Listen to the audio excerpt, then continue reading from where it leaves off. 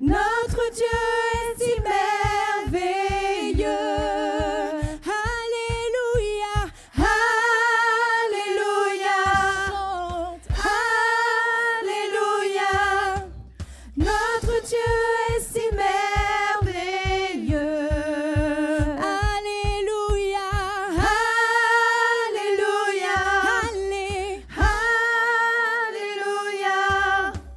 Notre Dieu est si merveilleux. Alléluia. Alléluia. Alléluia. Notre Dieu est si merveilleux. Que les nations se lèvent, que la création chante. Notre Dieu est si merveilleux. Nous le louerons. Nous le louerons ensemble, toujours et à jamais. Notre Dieu est si merveilleux. Amen.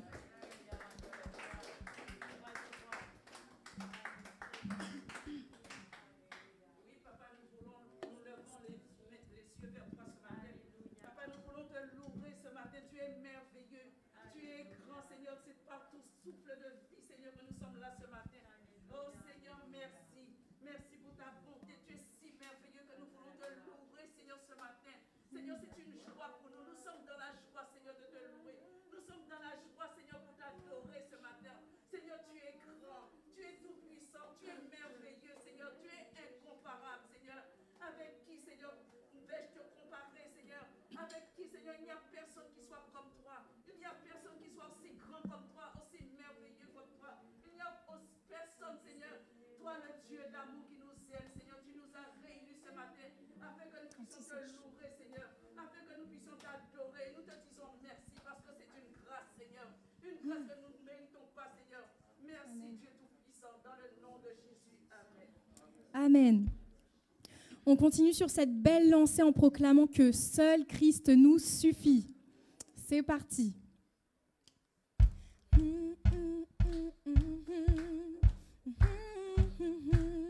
Vous pouvez taper des mains, yes.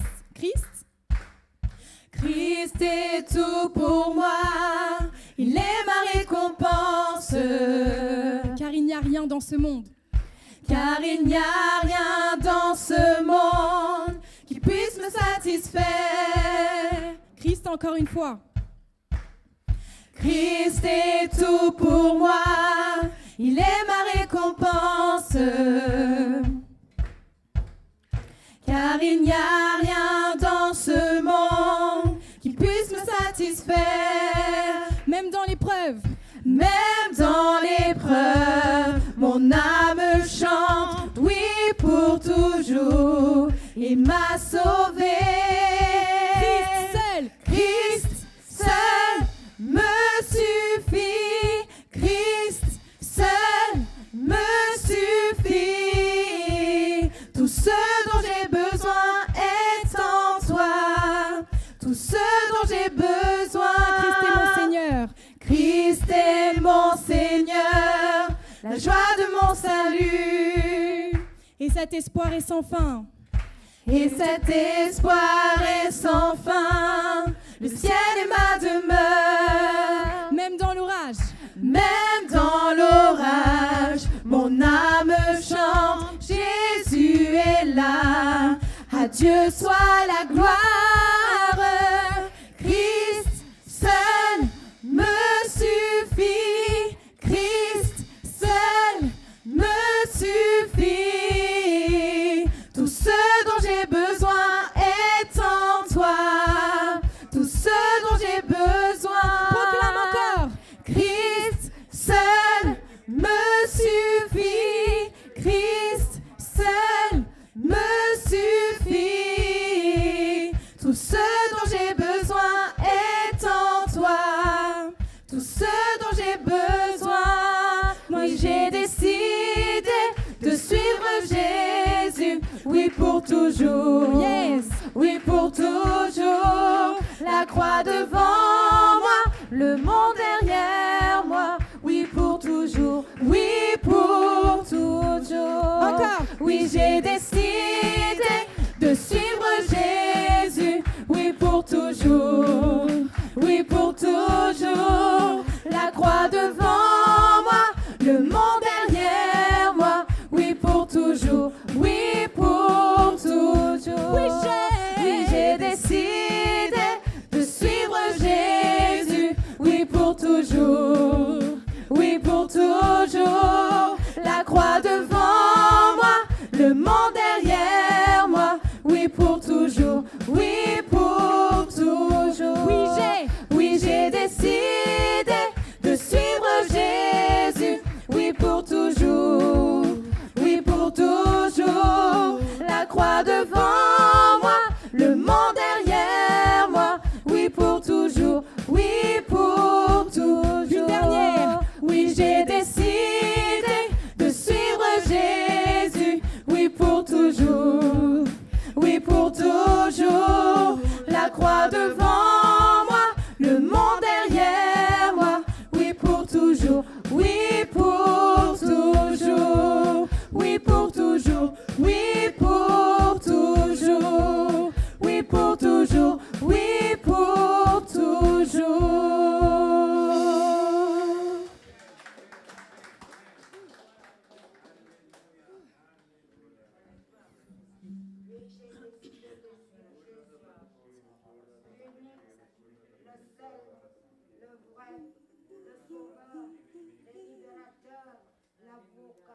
Celui-là qui a payé au prix son sang pour le rachat de ma vie. Celui-là qui est venu porter mes péchés, se charger de mes iniquités et subir tout ce qu'il a subi pour que j'ai la vie dans la vie en abondance de la vie éternelle. Seigneur Jésus, comment ne pas te louer? Aucun homme n'est semblable à toi. Aucun homme ne peut se mesurer à toi. Tu es la parole qui s'est faite chair et qui est venue pour le rachat de nos vies. À toi seul soit l'honneur. Ok. On va proclamer maintenant que notre Seigneur est vivant, qu'il a la vie, qu'il n'est pas seulement mort, mais qu'il est ressuscité au nom de Jésus. C'est parti.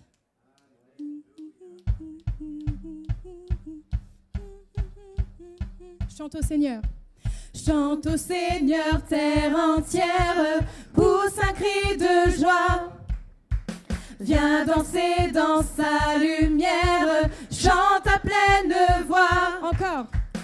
Chante au Seigneur, terre entière, pousse un cri de joie. Yeah! Viens danser dans sa lumière, chante à pleine voix. Il est vivant. Jésus est Seigneur, il est vivant. Il est l'agneau vainqueur, il est vivant. Jésus, roi des rois, et ça change tout pour toi et moi. Il a dépouillé. Il a dépouillé les dominations. Satan, son armée, Tremble à son nom. tremble à son nom. Alléluia Jésus. Jésus, Dieu qui sauve, Dieu de délivrance. Dieu de délivrance. Non, rien ne s'oppose à ta toute puissance. Il est vivant. Jésus est Seigneur, il est vivant. Il est l'agneau vainqueur, il est vivant. Tout puissant est son nom, et ça change tout pour les nations. Il est vivant. Jésus.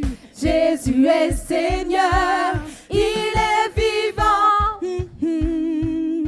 Il est l'agneau vainqueur, il est vivant. Tout puissant est son nom, et ça change tout pour les nations. Chante au Seigneur. Chante au Seigneur, terre entière, pousse un cri de joie. Viens danser dans sa lumière, chante à pleine voix. Encore chante au Seigneur. Chante au Seigneur, terre entière, pousse un cri de joie. Wouh! Viens danser dans sa lumière, chante à pleine voix. Il est vivant. Jésus. Jésus est Seigneur, il est vivant. Il est l'agneau vainqueur, il est vivant. Jésus, roi des rois, et ça change tout pour toi et moi. Il est vivant. Proclame. Jésus est Seigneur, il est vivant.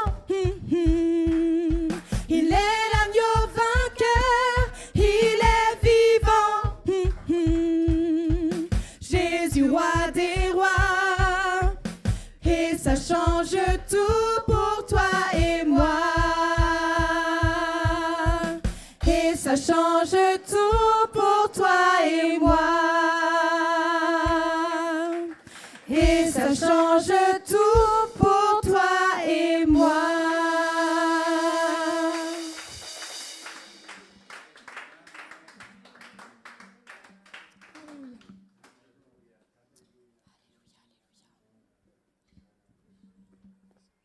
Ok.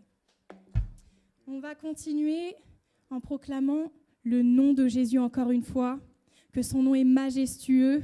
On continue sur cette belle lancée. C'est parti.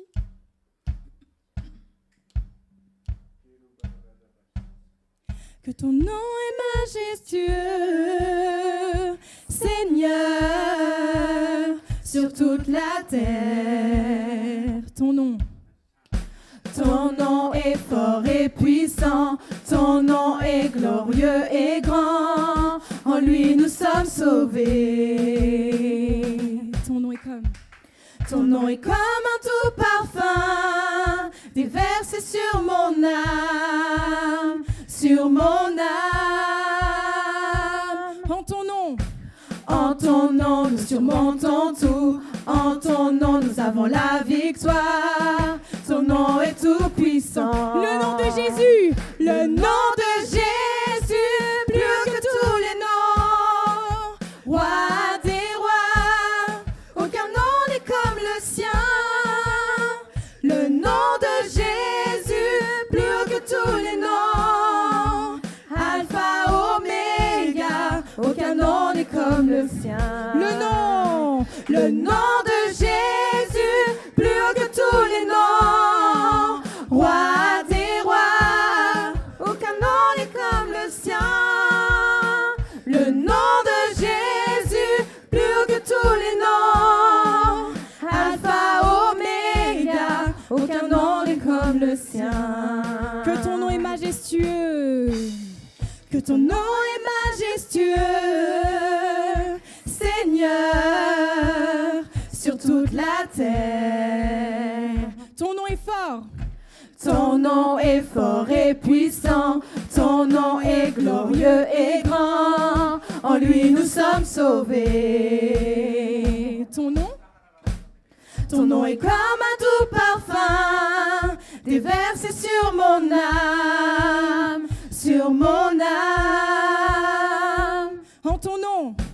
En ton nom nous surmontons tout, en ton nom nous avons la victoire.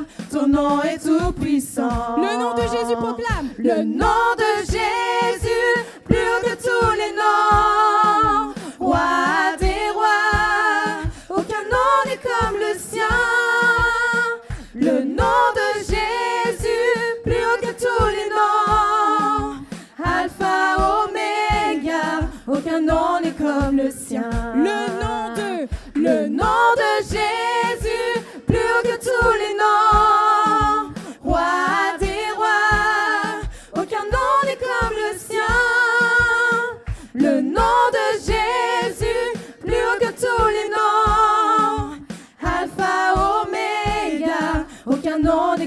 le sien.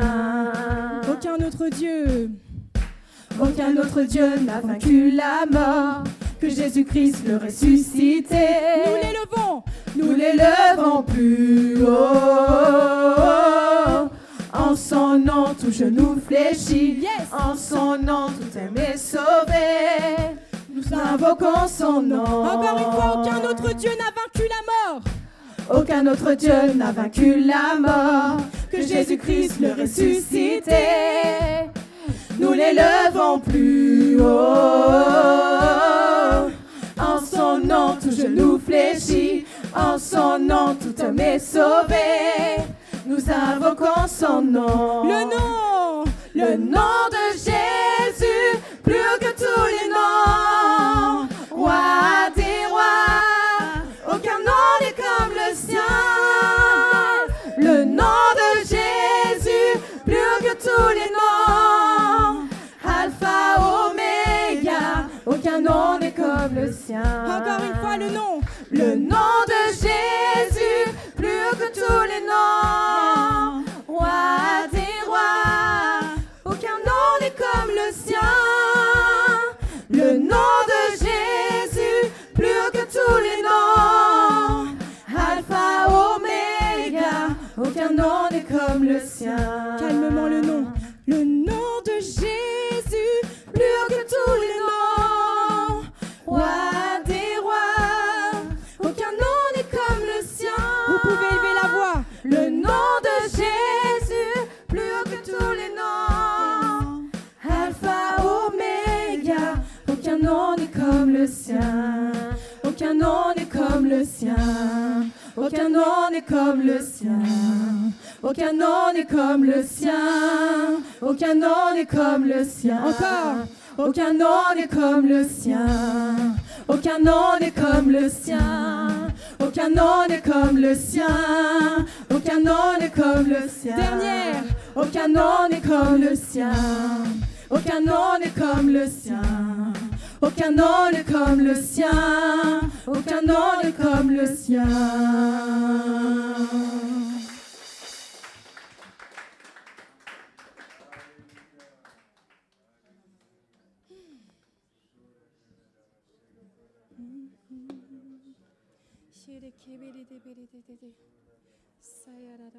On va proclamer que le sang de Jésus parle beaucoup mieux que tous les 20 discours entendus sur la terre.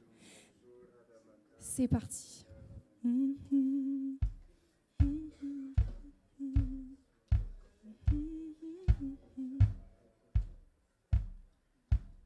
C'est parti. Ton sang. Ton sang parle beaucoup mieux que tous les 20 discours entendus sur la terre. Il parle pour ma défense, proclame la justice. Jésus, c'est ton sang. La croix, témoin de ta grâce, montre le cœur du Père et nous ouvre la voie. Confiants, nous avançons, non par nos propres forces, mais seulement par ton sang. Comment être pardonné?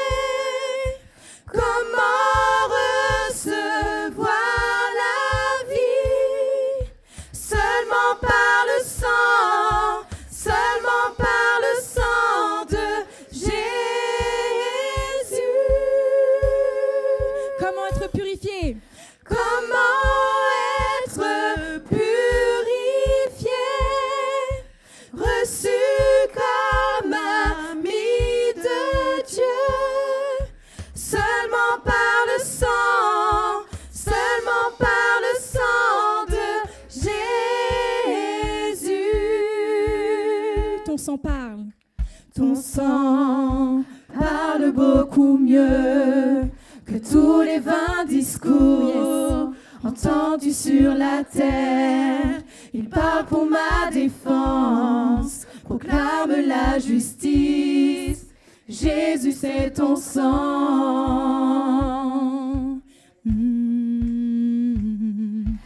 croix, témoin de ta grâce, montre le cœur du Père et nous ouvre la voie.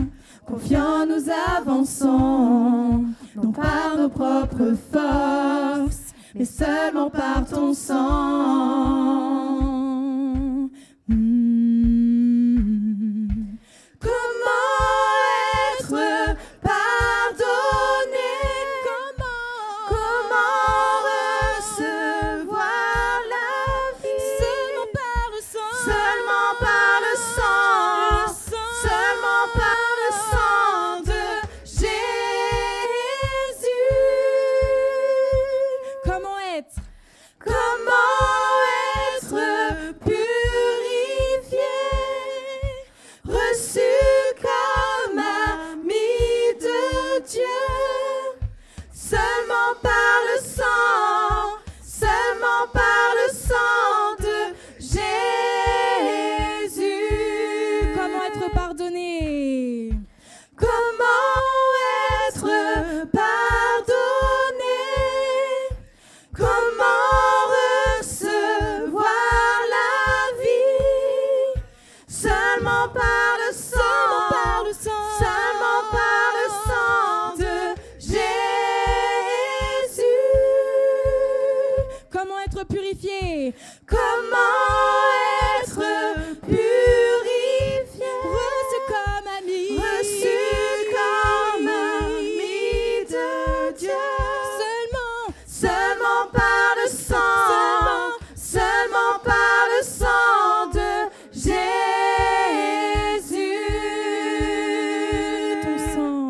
Ton sang parle beaucoup mieux, yes, que tous les vains discours entendus sur la terre.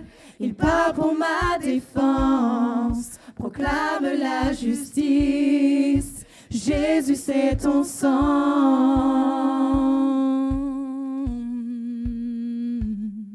La croix, témoin de ta grâce, montre le cœur du Père et nous ouvre la voie.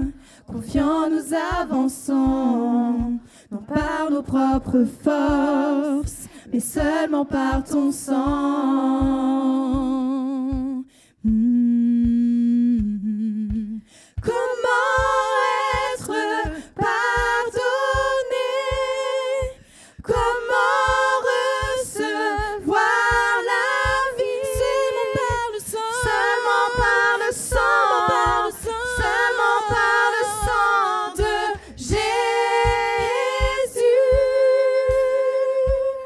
Dernière fois. Comment être purifié, reçu comme ami de Dieu, seulement par le sang, seulement par le sang de Jésus.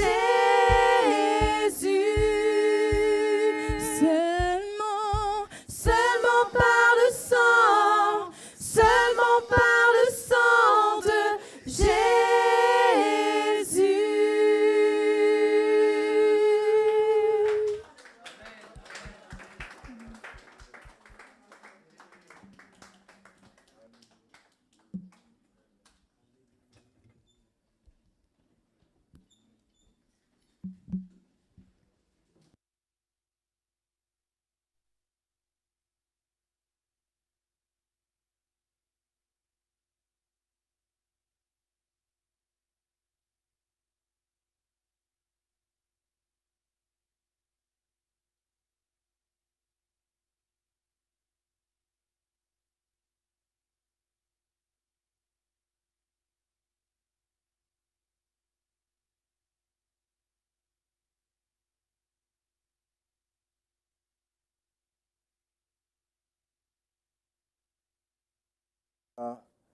Bonjour à tous et à toutes.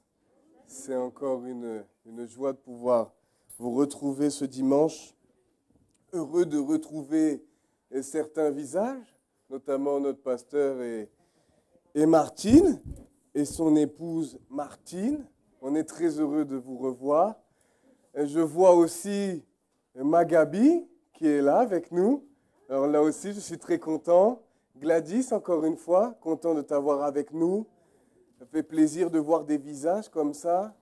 Content de vous avoir avec nous aussi, Cindy et Fred. Heureux de vous revoir. Alléluia, j'oublie personne. Blanche, maintenant, toi, tu viens déjà depuis un petit moment. Sadio, ça fait plaisir aussi de te revoir. Je fais un tour, en fait. Hein. Si je dis les uns après les autres, c'est parce que mes yeux... Je connais ce regard, je connais ce haut de visage, mais avec le masque, j'ai du mal. Irma, c'est ça? Voilà, je savais. J'ai eu un doute tout à l'heure. Je me suis retourné, j'ai dit, elle ressemble à Irma. Mais je n'étais pas sûr. Ben oui, c'est normal que tu ressembles à Irma parce que c'est Irma. Alléluia. Eh ben, je suis content de te revoir aussi. Vous allez bien?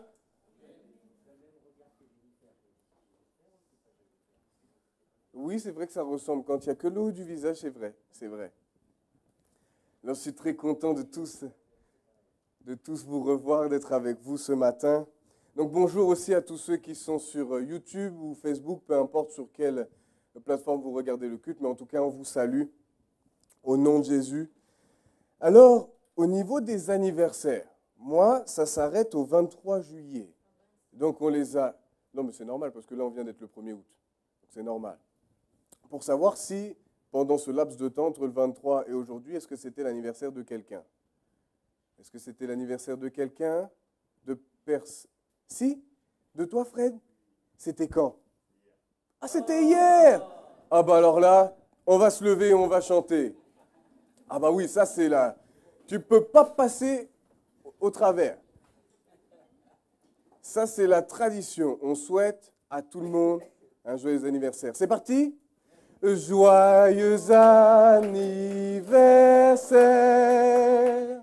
Joyeux anniversaire! Joyeux anniversaire, frère! Joyeux anniversaire! Et c'est pas fini! Et que Dieu te bénisse! Et que Dieu te bénisse! Et que Dieu te bénisse, frère! Et que Dieu te bénisse! Alors dis-nous, si tu veux bien, quel âge? 30 ans?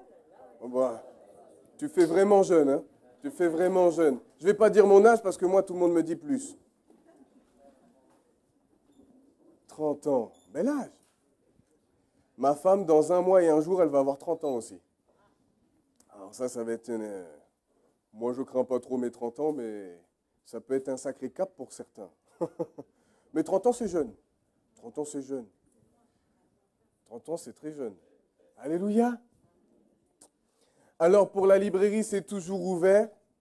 La librairie est toujours ouverte. Donc, vous allez voir maman. Je n'ai pas pris de livres, mais c'est toujours les mêmes. Des livres sur le thème de la guérison. Livres, normalement, il y a encore celui, je vois de loin, sur comment reconnaître la voix du Saint-Esprit. C'est ça, maman? Il est encore là, en bas à gauche. Vois? C'est toujours celui-là? Non, c'est pas celui-là? La Pâque juive, il y est encore? Ok. En tout cas, allez-y. Il y a plusieurs livres. Alors, je vous encourage. Et comme ça, si vous partez en vacances, eh ben, vous pouvez prendre un livre et comme ça, vous allez lire sur la plage, au bord de la piscine, comme vous voulez. Mais au moins, ça permet de ne pas oublier. C'est les vacances, certes, mais que ce ne soit pas une occasion pour oublier le Seigneur et faire ce qu'on veut, faire tout. Ne l'oublions pas, même dans les périodes de repos. Alors, il y a des vêtements aussi à côté. Il y a énormément de vêtements. Je vous encourage à aller voir. Et là aussi, c'est le dernier dimanche où ils seront là. Donc, prenez-les et si ce qui restera, ça ira pour les Roms qui sont à la vallée des Cailloux. Et eux, ils seront aussi contents, très très contents de recevoir ces vêtements. OK? Donc, allez voir et vous verrez. Donc, il y a la dîme qui va passer. C'est Hicham qui va passer la dîme. Et on va repasser une nouvelle fois l'offrande pour l'Église persécutée. Pour tous ceux qui n'ont pas pu donner la semaine dernière, on repasse. Donc, Saïd, je peux te laisser passer. Tu prends la boîte de l'Afrique, cette belle boîte verte et marron. Donc, la dîme, c'est Hicham. L'offrande pour l'église persécutée, c'est Saïd. Voilà.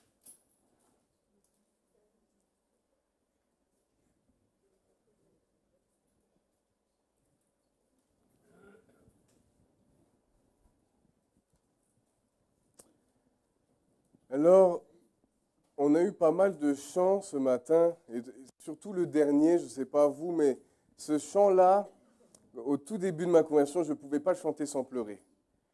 C'était impossible de moi de chanter ce chant-là sans pleurer, parce qu'à chaque fois, je me rappelais d'où je venais et d'où le Seigneur m'a sorti, qu'il m'a pardonné, qu'il m'a purifié, qu'il m'a, en fin de compte, donné une nouvelle identité. Et pour moi, c'était tellement beau, et je l'ai toujours autant, hein. Mais je ne pouvais m'empêcher de pleurer lorsque je chantais ce chant-là. Ok. Vas-y, tiens, regarde, on va faire quelque chose.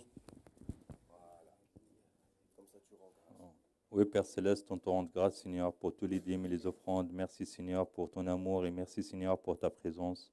Mais à toi l'honneur, à toi la gloire, Père, on te met ce moment entre tes mains, Seigneur, qu'on peut avoir la paix de nos cœurs, Seigneur. Aide-nous à avancer avec toi, Seigneur. Aide-nous, Seigneur, être purifiés par ton sang, Seigneur. Mais à toi l'honneur, à toi la gloire, Père, on te dit merci, Seigneur, pour toutes choses que tu es en train de faire ou tu as déjà fait. Au nom de Jésus, Amen. Amen. Merci beaucoup à vous qui donnez pour le royaume de Dieu, pour les frères et sœurs, notamment avec l'offrande qui ira pour l'Église persécutée, chrétiens en Inde, pour ceux qui lisent et qui continuent de prier chaque jour. Là-bas, d'ailleurs, c'est terminé. Mais tout le mois de juillet, il y avait tous les jours un cas de prière. Je rappelle que les réunions ne changent pas. Le mardi, c'est toujours à 20h, le vendredi à 20h et le dimanche à 10h. OK ? Et donc moi, c'est mon dernier dimanche. Je fais un peu comme Yves il y a 2 semaines. Mon dernier dimanche, pas de toute ma vie. Mais parce qu'après, samedi prochain, nous partons en vacances. Nous partons 3 semaines. On revient le dernier dimanche de août, je crois, c'est ça? Oui, dernier dimanche de août. Et donc, c'est à nous, à notre tour, de partir en vacances. Je ne sais pas si d'autres vont partir en vacances. Vous partez en vacances, vous aussi? Ah, vous partez demain? Pour 2 semaines. Eh bien, bonnes vacances à vous aussi. J'anticipe. Bonnes vacances à vous aussi. Mais avant de partir en vacances, il me reste quelque chose à vous partager et c'est au sujet du pardon. Toujours dans cette série et... Oui, tu veux dire quelque chose avant? Vas-y. D'accord, ok, je te laisse. Tiens, je te laisse celui-là? Je te le tends? Oui, tu me le tends. Est-ce que vous voulez bien vous lever, s'il vous plaît? Bon, ceux qui sont arrivés après que je sois arrivé, donc bonjour à tous. Comment tu vas, Guylaine? Bien. Bon, si vous aviez été là, donc vous auriez vu la délivrance et la guérison donc, de cette sœur. Et depuis tout à l'heure, il y a une pensée qui vient et je vais demander à la maman de venir. La maman qui a une canne. Vas-y, va l'aider. Vas-y. Quand je suis parti, tu avais une béquille. Je reviens, tu as une béquille. Ok. Nous avons chanté des beaux chants, n'est-ce pas? Bon, reste là. Tu restes à côté d'elle, s'il te plaît. On a chanté des beaux chants, donc on ne va pas faire que des proclamations, on va en voir les effets. Alors, je vais faire quelque chose que j'ai encore jamais fait. C'est la pensée qui m'est venue, qu'il y a un rapport entre la mère et la fille, et qu'il y a, à travers un lien de l'âme, il y a une oppression qui est venue sur la maman. Alors, si vous ne comprenez pas, c'est pas trop grave. Ce que l'on veut, c'est que le Seigneur atteste cette parole. Donc, je n'ai rien à prouver non plus. Donc, c'est avec tranquillité que je vais prendre autorité et que vous allez prendre autorité sur ce genou. C'est ça? C'est le genou, la hanche, c'est quoi? Les deux, s'il vous plaît, les deux. Donc, on s'attend à quoi? On s'attend qu'elle reparte sans la canne. Sans. Ah bon, toi tu veux qu'elle reparte avec la canne alors? Non. J'ai dit sans la canne. Sans la canne. Sans la canne. Ah, merci, parce que... Sans la canne. Sans la canne. Ok. Mais une chaise, ça va lui éviter de... Voilà. C'est que le dimanche des imprévus... Alléluia. Voilà. Ah oui, on voit que ça fait mal. Hein. Bien. Comment? Tu vas me suivre, il va être à côté de moi. C'est mon ombre, alors il voilà, me suit. c'est ça. Amen. On lève les mains, s'il vous plaît. Comme je le dis toujours, ce n'est pas seulement la prière du pasteur, c'est la prière de toute l'assemblée, avec la foi de tout à chacun. La Bible dit, c'est Jésus lui-même qui dit ceci, combien auriez-vous la foi comme un grain de sénévé si vous dites à cette montagne, va et jette-toi dans la mer, et que vous ne doutiez point, vous verrez la chose s'accomplir. Donc notre tête nous dit, mais c'est fou ce que tu es en train de faire là. Et si ça ne fonctionne pas, c'est les pensées qui me viennent, et si ça ne fonctionne pas, tu vas avoir l'air malin. Hein. Ben, peu importe, je m'attends à ce que ça se fasse. Donc je ne vais pas anticiper si ça ne se fera pas. Toutefois, je n'ai rien à prouver, vous n'avez rien à prouver, mais c'est Jésus qui approuve sa parole, c'est tout. Amen. Notre Dieu, notre Père, je veux croire que la pensée qui depuis tout à l'heure est dans mon être intérieur, dans ma tête, c'est une pensée qui vient de toi. Seigneur, nous n'avons pas la science infuse, même bibliquement, mais toi, Seigneur, tu es Dieu. Et nous voulons croire, Seigneur, qu'au-delà de ce que nous pouvons comprendre, tu es toujours le même. Tu es celui qui est assis dans le ciel. Nous avons chanté que tu es ressuscité, que tu es dans le ciel. Là-haut est ta place, tu es le roi des rois. Tous les anges et les archanges te louent. Et nous voulons nous associer dans un premier temps avec eux. Nous l'avons déjà fait, mais nous voulons encore le faire avant de prier pour notre sœur. Seigneur, glorifie ton nom ce matin. Et c'est par compassion que nous prions pour cette sœur qui souffre et de sa hanche et de son genou. Seigneur, je me rappelle cet épisode où il y avait une femme qui venait fidèlement au temple et qui, malgré le fait qu'elle venait au temple, était toujours courbée. Et toi, tu as eu une parole et tu as vu que derrière le fait qu'elle était courbée, c'était un esprit qui courbait cette femme. De la même manière, ce matin, je prends autorité avec l'Église dans le nom de Jésus sur ce qui fait souffrir cette femme, au niveau de la hanche, au niveau du genou. Et je déclare dans le nom de Jésus que ce qui l'a fait souffrir maintenant doit partir. Esprit d'infirmité, tu lâches sa hanche, tu lâches sa hanche, tu lâches son genou. Et je déclare que tout ce qui la rend infirme maintenant dégage dans l'autorité du nom de Jésus. Ma sœur, sois pleinement délivrée dans un premier temps de cette douleur et de l'oppression qu'il y a dans ton corps, dans le nom de Jésus. Sois guérie maintenant, je te lève. Maintenant, hop. Dans le nom de Jésus. Ça tremble, hein. La puissance de Dieu est là. La puissance de Dieu est là. Sois libéré. Attention. T'inquiète. Je suis là, mamie. Vas-y, elle va faire des pas comme ça en marche arrière. C'est pas grave. Au contraire, ça fait marcher. Alléluia. Voilà. Alléluia. Dans le nom de Jésus. Alléluia. Alléluia. Alléluia. Alléluia. Alléluia. Alléluia. Vous faites marche avant maintenant. Allez, donc, c'est moi qui recule maintenant. Jonakana, Sheolaka. Dans le nom de Jésus, pas après pas, pas après pas, comme le boiteux qui s'est mis sur ses jambes, tout s'est raffermi d'un coup. Tout est devenu ferme. Alléluia, alléluia. C'était là? Alléluia, C'était de ce côté-là? alléluia. Oui. Voilà, de mieux en mieux, de mieux en mieux. De mieux en mieux. Lève la jambe, lève la jambe, lève la jambe dans le nom de Jésus, dans le nom de Jésus, dans le nom de Jésus. Attention, dans le nom de Jésus, puissance de Dieu. Merci Seigneur. Merci, merci, merci.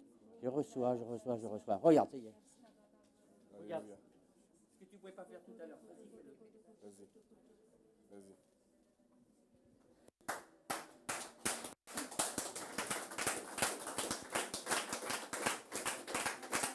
Bon, ben Gérard, tu pourras repartir avec la canne. C'est bon? Il n'y a plus rien? Non. Plus rien. Non, je ne te donne pas la canne. Non, non, je ne te donne pas la canne. Je la donne à... Ah, d'accord. Voilà. On applaudit le Seigneur. Tiens, enlève la canne.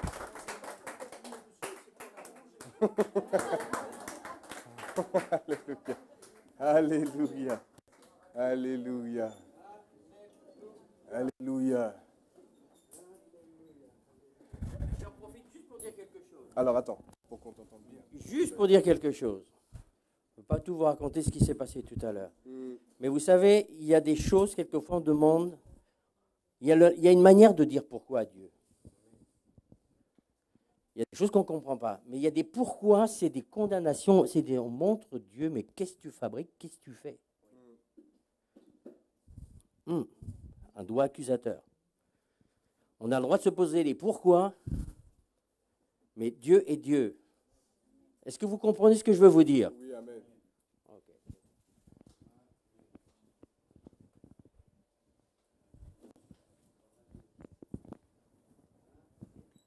Alléluia. Rien de mieux pour commencer à prêcher quand il se passe des choses comme ça. Moi, je ne demande pas plus. Je peux être mal, mais quand je vois des choses comme ça, je suis bien après. Ça me réjouit de voir ces choses-là. Vraiment, merci Jésus, merci Saint-Esprit. Et vraiment, c'est une bénédiction de pouvoir voir et vivre ces choses-là. Mais il ne faut pas perdre la bénédiction. Il ne faut pas perdre la bénédiction. Il faut garder ça. Comme Yves a dit, la semaine dernière, j'en ai parlé lorsque j'ai prêché, il y a 2 sortes de pourquoi. Il faut faire très attention à ça. Oui, c'est pour ça m'a fait rire quand tu as dit ça. La semaine dernière, j'ai dit ça. Il y a 2 sortes de pourquoi. Il y a des pourquoi où on ne comprend vraiment pas. On demande au Seigneur vraiment de nous éclairer. Et ce n'est pas accusateur, c'est vraiment, on se pose la question, on ne comprend pas, on dit, Seigneur, pourquoi là il s'est passé ça? Pourquoi? Aide-moi à comprendre. Mais il y a le pourquoi où là on lève le bouclier, ce n'est pas la même histoire. Là on commence à tenir Dieu pour responsable, pour fautif, pour coupable. Et là, c'est-à-dire qu'on s'attaque à Dieu. Et oui mes amis, il faut vraiment être sérieux. Il faut vraiment faire très attention. Mais gloire à Dieu, parce que lorsqu'on a des attitudes comme ça qui sont mauvaises, mais qu'on les reconnaît, on peut venir devant le trône de Dieu, devant Jésus, demander pardon, et il nous pardonne. Il efface tout, et il permet qu'on puisse continuer notre route. Alléluia, notre marche avec lui. Et vraiment, lorsque je regarde l'heure, ok, c'est bon. Lorsque je me suis converti, je ne sais pas vous ce que vous avez expérimenté, mais j'étais quelqu'un qui était très très tourmenté avant d'être converti. J'étais quelqu'un vraiment qui subissait des oppressions démoniaques, qui bien évidemment était carrément en moi. Enfin, je ne vais pas tout raconter, mais lorsque je me suis réellement converti, j'ai vraiment donné ma vie, j'ai vraiment demandé pardon au Seigneur pour toutes mes fautes, tous mes péchés, et même des choses que je n'avais pas fait, mais des héritages dans ma famille, héritage spirituel, et là, ma vie a totalement changé. Je ne sais pas combien de temps ça a duré, mais pendant un certain temps, j'avais l'impression d'être au ciel. Tant à l'intérieur, j'étais tellement bien que j'avais cette impression que j'étais devenu intouchable, que tout était beau, tout était bon, tout était merveilleux pendant un certain laps de temps. Non pas qu'aujourd'hui c'est moche de vivre avec Jésus. Ne me faites pas dire ce que je n'ai pas dit. Mais j'ai vraiment eu une grâce au tout début de ma conversion où j'avais l'impression d'être au ciel. J'avais l'impression d'être au paradis. J'avais l'impression que même si j'étais sur terre, j'avais bien les pieds sur terre. Je n'étais pas dans du mysticisme ou quoi que ce soit. J'étais bien, mais j'étais tellement libre. Il n'y avait plus rien qui m'oppressait. Il y avait plus... C'était une sensation merveilleuse. Une sensation de... je ne sais pas vous quand vous vous êtes converti, mais moi... Personne ne le savait, mais dans mon cœur, ça faisait déjà plusieurs semaines, plusieurs mois que je désirais me racheter. Je voulais être racheté. Et je ne sais pas pourquoi c'est cette pensée-là qui m'a travaillé. Moi qui tapais ma mère, moi qui me battais avec mon père, même avec un de mes oncles, moi qui étais très violent, qui avait dit des choses atroces, qui avait fait toutes sortes de choses, qui avait fait beaucoup de mal autour de moi. Je ne vais pas développer trop, mais lorsque j'ai entendu que Jésus était celui qui ôtait le péché, que Jésus était celui qui avait payé le prix pour moi, que j'ai appris que Jésus était pour moi, en fin de compte, la clé, il pouvait devenir mon sauveur, qu'il pouvait devenir mon Seigneur, mon maître. Alors là, vraiment, c'était quelque chose que je n'avais jamais entendu, quelque chose que j'avais jamais... Vous savez, avant d'être intéressé par le christianisme, j'ai voulu me convertir à l'islam. Okay, peut-être que certains ne le savent pas, j'ai voulu me convertir à l'islam. Et lorsque j'ai commencé à étudier, lorsque j'ai commencé à demander de droite et de gauche, j'avais l'impression que c'était vraiment un Dieu qui était terrible. Il fallait absolument faire ça. Si tu loupais ça, c'était attention, gare à toi. Tu allais te faire matraquer, tu allais te faire... et à un moment, je me suis dit, mais attends, mais c'est ça. Et puis en voyant aussi le comportement de certains, il dit, ah bon, c'est ça, je préfère rester sans Dieu alors. Je préfère faire du mieux que je peux, je préfère rester dans ma conception à moi, dans mes raisonnements.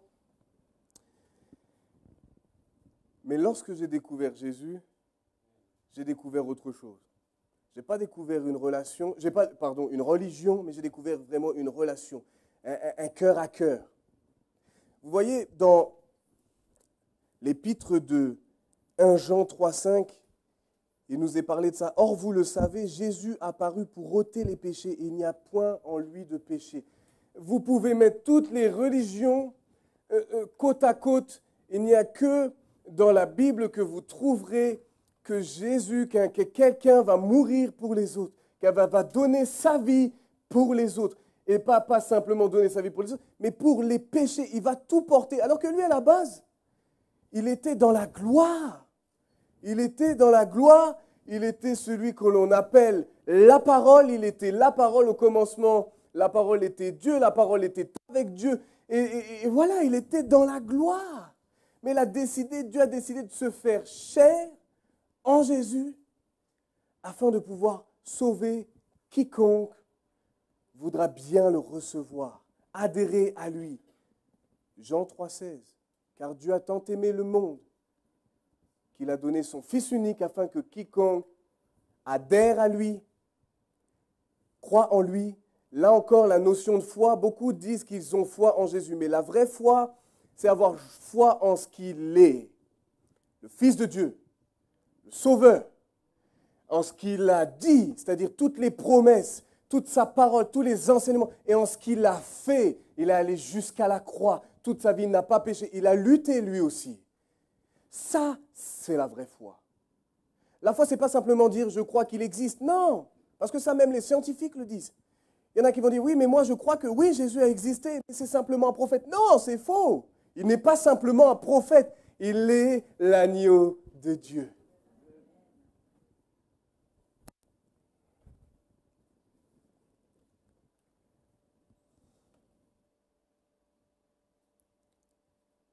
J'aime ce verset parce que je le cite encore, je le cite très très souvent, à chaque fois d'ailleurs que je pêche, que je tombe, c'est 1 Jean 1,9. Je n'ai même pas besoin de lire mes notes parce que je connais par cœur maintenant. Si nous confessons nos péchés, il est fidèle et juste pour nous les pardonner. Et attendez, c'est pas fini. Parce qu'on a chanté un chant. Elle dit, comment être pardonné? Mais c'est pas fini. Le chant après, qu'est-ce qu'il dit? Comment être purifié? Et bien là, c'est bien parce que ce verset, il dit les deux. Tu es pardonné, mais en plus d'être pardonné, tu es purifié. Imaginez, tout à l'heure, j'ai dit à Annick, j'ai dit, oh mince, je me suis sali. J'ai voulu me laver les mains et il y a bon, ça se voit, si, là, ça se voit juste sur mon pantalon. Mais lorsque j'ai mis pour me laver les mains, le savon, et ben ça a giclé sur moi, sur ma chemise, sur mon pantalon. J'ai dit franchement, vous ne savez pas, mais à la maison, Laura, elle s'est salie mais avec le sirop pour donner à Eden. J'ai dit, bah alors là, franchement, on fait la paire. Elle se salit avec le sirop, moi avec le savon. Mais là, j'avais une tâche, ok? Et ben, lorsqu'on pêche, lorsqu'on est dans le péché, ça nous salit, ça salit notre âme. Imaginez que vous avez des vêtements, une robe, et le péché, ça va faire des taches noires sur cette robe qui est blanche à la base. Et bien, ça va la salir. Mais lorsque l'on demande pardon à Jésus pour nos fautes, pour nos péchés, qu'on lui demande de nous purifier, ça va. Et ça ne s'achète pas, ça. Ça ne se fabrique pas, ça. C'est Jésus qui, par la croix, par son sacrifice, nous permet de pouvoir bénéficier de ça. Et c'est-à-dire cette robe qui était noire devient blanche. Il nous a purifiés, il nous a lavés. Peut-être que extérieurement, je n'ai pas trop changé, mais à l'intérieur, ça change radicalement. Quelque chose qui s'opère. Il y a un changement à l'intérieur. Mais automatiquement, la Bible nous dit que produisez des fruits dignes de la repentance. Donc automatiquement, celui qui se repent réellement, celui qui demande vraiment pardon, automatiquement, on va en voir les fruits. Donc ce qui s'est passé à l'intérieur va se voir à l'extérieur. Alléluia. Mais ce n'est pas fini. J'aimerais simplement dire, si nous confessons sincèrement, l'attitude de cœur est très très importante. Si nous confessons sincèrement. Vous savez combien de fois j'ai dit au Seigneur, je disais, bon, ben là, je vais demander pardon. Je dis, bon, ben, au pire, c'est pas grave. Là, je vais faire ça. Après, je vais demander pardon, comme ça, ça va. Vous croyez que ça, c'est un pardon qui est reçu de Dieu, ça? Quand vous calculez comme ça, vous dites, bon, ben, allez, je m'autorise ça, mais du coup, après, je sais que je peux demander pardon. Bon, c'est bon, ça va le faire. En fin de compte, ce n'est pas la repentance. Là, on est plutôt dans des calculs. On se dit, bon, attends, je fais ça, tac, bon, c'est pas grave. Je sais qu'il y a un filet de sauvetage, je vais demander pardon. En fin de compte, ce n'est pas vraiment la repentance. On se permet des choses. On se dit, bon, ben, on va demander pardon, c'est bon, ça va le faire. Ça, ce n'est pas la vraie repentance. Ça, ce n'est pas reçu du Seigneur. Avoir des difficultés, c'est une chose. Lutter contre quelque chose, c'est une chose. Mais complètement céder et pas, ça, c'en est une autre. Et ça, le Seigneur, il voit les cœurs, il voit notre attitude. Il sait celui vraiment qui combat, celui qui lutte avec les tentations, qui lutte dans l'épreuve. Mais voit celui aussi qui dit carrément, bon, non, ben, j'y vais pleinement. Mais les deux pieds dedans, j'y vais. Ça, il le voit.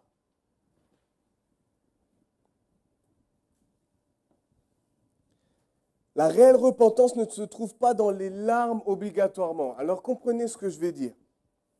C'est-à-dire que ce n'est pas parce que quelqu'un pleure que ça veut dire que c'est une vraie repentance. Je m'explique. Car j'ai vu des personnes pleurer sur la conséquence de leur péché et non pas leur péché. Non pas de ce que ça a attristé le Saint-Esprit, de ce que ça a blessé le cœur de Jésus. Ça peut paraître une nuance, mais c'est une nuance qui est très importante. On pleure sur notre péché. Quand on s'humilie comme ça, c'est sur notre péché. On reconnaît. C'est sur notre péché. Oui, des fois, il y a des conséquences, c'est vrai. J'ai beaucoup pensé à Pierre, parce que longtemps, je me suis je dirais, identifié à lui. Pierre qui lui dirait, mais jamais, oh jamais, quand tous te réuniront, moi je serai là. Quand tous te lâcheront, moi je serai là. Vous savez, j'ai fait partie de ces personnes-là. Et quand je voyais au tout début des gens partir, je disais, mais comment ils font? Non, moi, Seigneur, jamais. Je ne le disais pas ici, là, dans ce lieu-là. Je le disais dans ma chambre. Je le disais quand j'étais dans la rue, mais c'était toujours en cœur quand j'étais avec le Seigneur. Et le jour où ça a été mon tour, les grandes proclamations. Mais ne soyons pas dans les grandes proclamations, soyons vraiment dans les faits, dans l'action. Michée 7, 18 à 19. Et là, ça pour moi, c'est un grand réconfort pour moi. Et pour vous aussi, vous allez voir.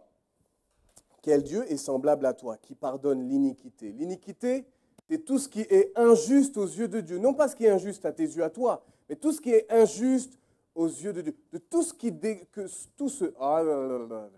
excusez-moi. Tout ce que Dieu déclare être injuste. Ce n'est pas notre barème à nous, c'est son barème. qui oublie les péchés du reste de ton héritage. Il ne garde pas sa colère à toujours, car il prend plaisir à la miséricorde. Là encore, ça c'est un mot, j'ai eu du mal à comprendre, mais Jean Weber, lorsqu'il était encore avec nous, il disait toujours ça. La miséricorde, c'est quoi? C'est Dieu qui tend une corde à la misère des gens. Et ça, je ne sais pas pourquoi ça ne sort pas de ma tête. À chaque fois que je lis le mot miséricorde, ça revient. À chaque fois, ça revient. C'est tellement un exemple qui m'a marqué. Dieu est miséricordieux. Il aura, et là, retenez-moi, ce qui m'a marqué, c'est le encore. Il aura encore compassion de nous. Il mettra sous ses pieds, nos iniquités. Tu jetteras au fond de la mer tous leurs péchés. Vous savez, plusieurs fois dans notre vie, on lutte avec des choses. Je vais parler de quelque chose où on est tous confrontés. La colère, l'impulsivité. Ah, ça vous parle, hein? En tout cas, moi, ça me parle beaucoup. Et à chaque fois, lorsque je me mettais en colère, et je me mets encore en colère, même si ça a diminué, merci Seigneur, heureusement qu'on peut aller de progrès en progrès. Mais à chaque fois, je dis, mais Seigneur, je t'ai déjà demandé pardon pour ça. Je t'ai déjà demandé pardon. J'ai dit, mais je dis, au bout d'un moment, tu vas arrêter de me... Mais regardez ce qu'il a dit. Il aura encore compassion de nous. C'est-à-dire que si tu reviens encore avec un cœur repentant, si à chaque fois tu es sincère, tu demandes vraiment à Dieu de t'aider, tu demandes à Dieu la capacité, donne-moi plus de maîtrise, donne-moi plus de bienveillance, donne-moi plus de joie, donne-moi plus de paix, donne-moi plus de tous tes fruits de l'esprit. Vous croyez que Dieu va dire, ben non, c'est bon, là, cette fois-ci, c'est trop hors de moi, hors de ma vue? Non! Au contraire, il va te pardonner une nouvelle fois. Mais il va te donner aussi la capacité, il va te donner une portion de plus, un peu plus de maîtrise. Il va te donner ce dont tu as besoin. Et puis en fin de compte, ce n'est même pas toi qui vas remarquer certaines choses, c'est les autres qui vont dire, mais Kenny, oh tiens, Marie-Claude, Marie-Laure, Joël, tiens, mais attends, avant cette situation-là, un jour j'ai dit quelque chose, j'ai dit, Yves, tu t'es pas énervé? J'ai dit, tu as vu la situation, tu t'es pas énervé? Non. Et même moi, je me suis dit, attends, je dis, mais je connais Yves. Ça se serait passé 1 mois, 2 mois avant, mais ça ne serait pas... Donc, tout ça pour dire quoi? Ce n'est pas pour ressasser, mais pour dire qu'il y a une progression. C'est merveilleux même. Et c'est ça qui me rassure. Moi, je regarde toujours à Yves. Je dis, parce que Yves, si au bout de 30, 40 ans de conversion, il y a encore une progression, je dis Alléluia. Mais non, c'est de l'espérance pour moi. Parce que des fois, quand je vois des fois certains comportements, mon impulsivité, je dis, wow, bon, c'est bon, merci Seigneur. Je vois certains anciens, je dis, bon, c'est bon, tu leur donnes encore une portion. Bah, donne-moi encore une portion. C'est que tu as encore plus pour moi. Alléluia! C'est ça qui est merveilleux. Il faut voir les choses comme ça. Et Dieu ne va pas vous donner autre chose si vous lui demandez vraiment, vous voulez la maîtrise. Pourquoi? Parce que vous savez, quand vous manquez de maîtrise, vous ne faites pas la volonté de Dieu.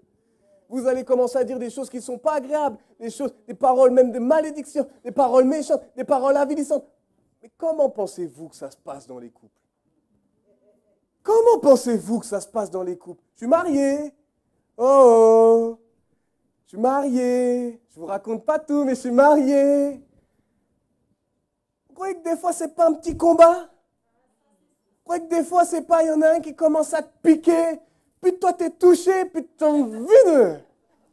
Ah, tu sens, toi, ça monte, ça monte, ça monte, ça monte. Et c'est là où ça monte. Moi, des fois, je sens, j'exprime comme ça.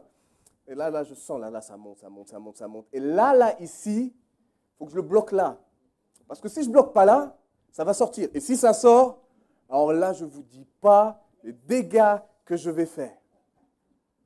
Voilà pourquoi on a besoin de la maîtrise. Mais c'est pareil avec nos enfants. Vous savez, une fois, je vais vous raconter quelque chose. J'étais fatigué, on ne dormait pas beaucoup. Et puis Eden, il ne dormait pas beaucoup. Et un jour, et vous savez, quand c'est comme ça, quand ma femme ne dormait pas, je ne dormais pas. Puis au bout d'un moment, c'était plus ma femme, c'était mon adversaire. Vous comprenez ce que je veux dire par là? C'est qu'en fin de compte, elle me piquait, je la piquais. Et puis après, on joue dans un jeu c'est celui qui aura la flèche qui fait le plus de mal. Mais non, mais c'est vrai. Après, on rentre dans un cercle. Et en plus, là, franchement, le diable, il se dit... Je ne dis pas Alléluia parce qu'il ne dit pas Alléluia, mais là, il se frotte les mains, il se dit, ah, continuez comme ça, allez-y, allez-y. Et puis moi, attendez, je vais pisser un peu plus. Allez-y, allez-y, allez-y, continuez comme ça. Mais ça se passe comme ça pour tout. Que ce soit dans les relations avec les frères et sœurs dans l'église, que ce soit avec tes collègues de travail. C'est comme ça pour tout. On est tous confrontés à ça. L'offense. Je me rappellerai toujours de ce livre de John Bever, L'offense, l'arme cachée de Satan. Et beaucoup sont pris dans les filets de l'offense. Beaucoup sont pris.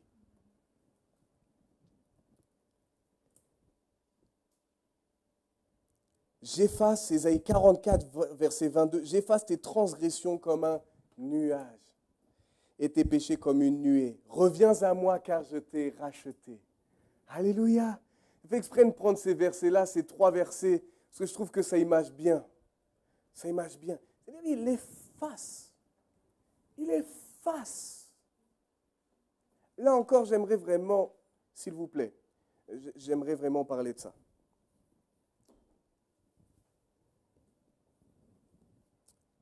Et souvent, c'est ça qui se passe. Pas forcément que dans les couples, mais dans nos relations les uns avec les autres. Le gros problème, c'est que lorsqu'on demande pardon au Seigneur, c'est effacé. Alléluia. Lorsqu'on pardonne à un frère ou une sœur dans l'église, bon, il a décidé de passer au-dessus, ok?